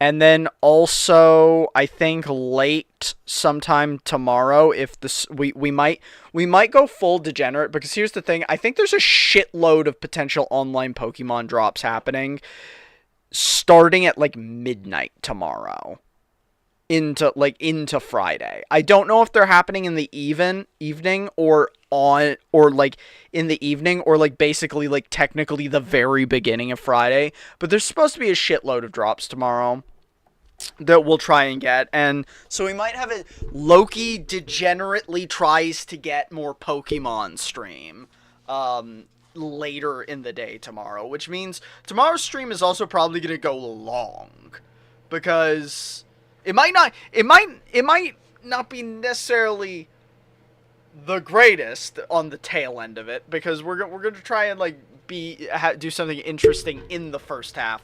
But when it gets close to midnight, it's going to become crackhead central. And this guy's the crackhead. So that's probably in the cards. Good night, Logan. Good night, anyone else who's watching. It was fun. We made good progress and broiled the ideas. We also failed to get a prismatic box.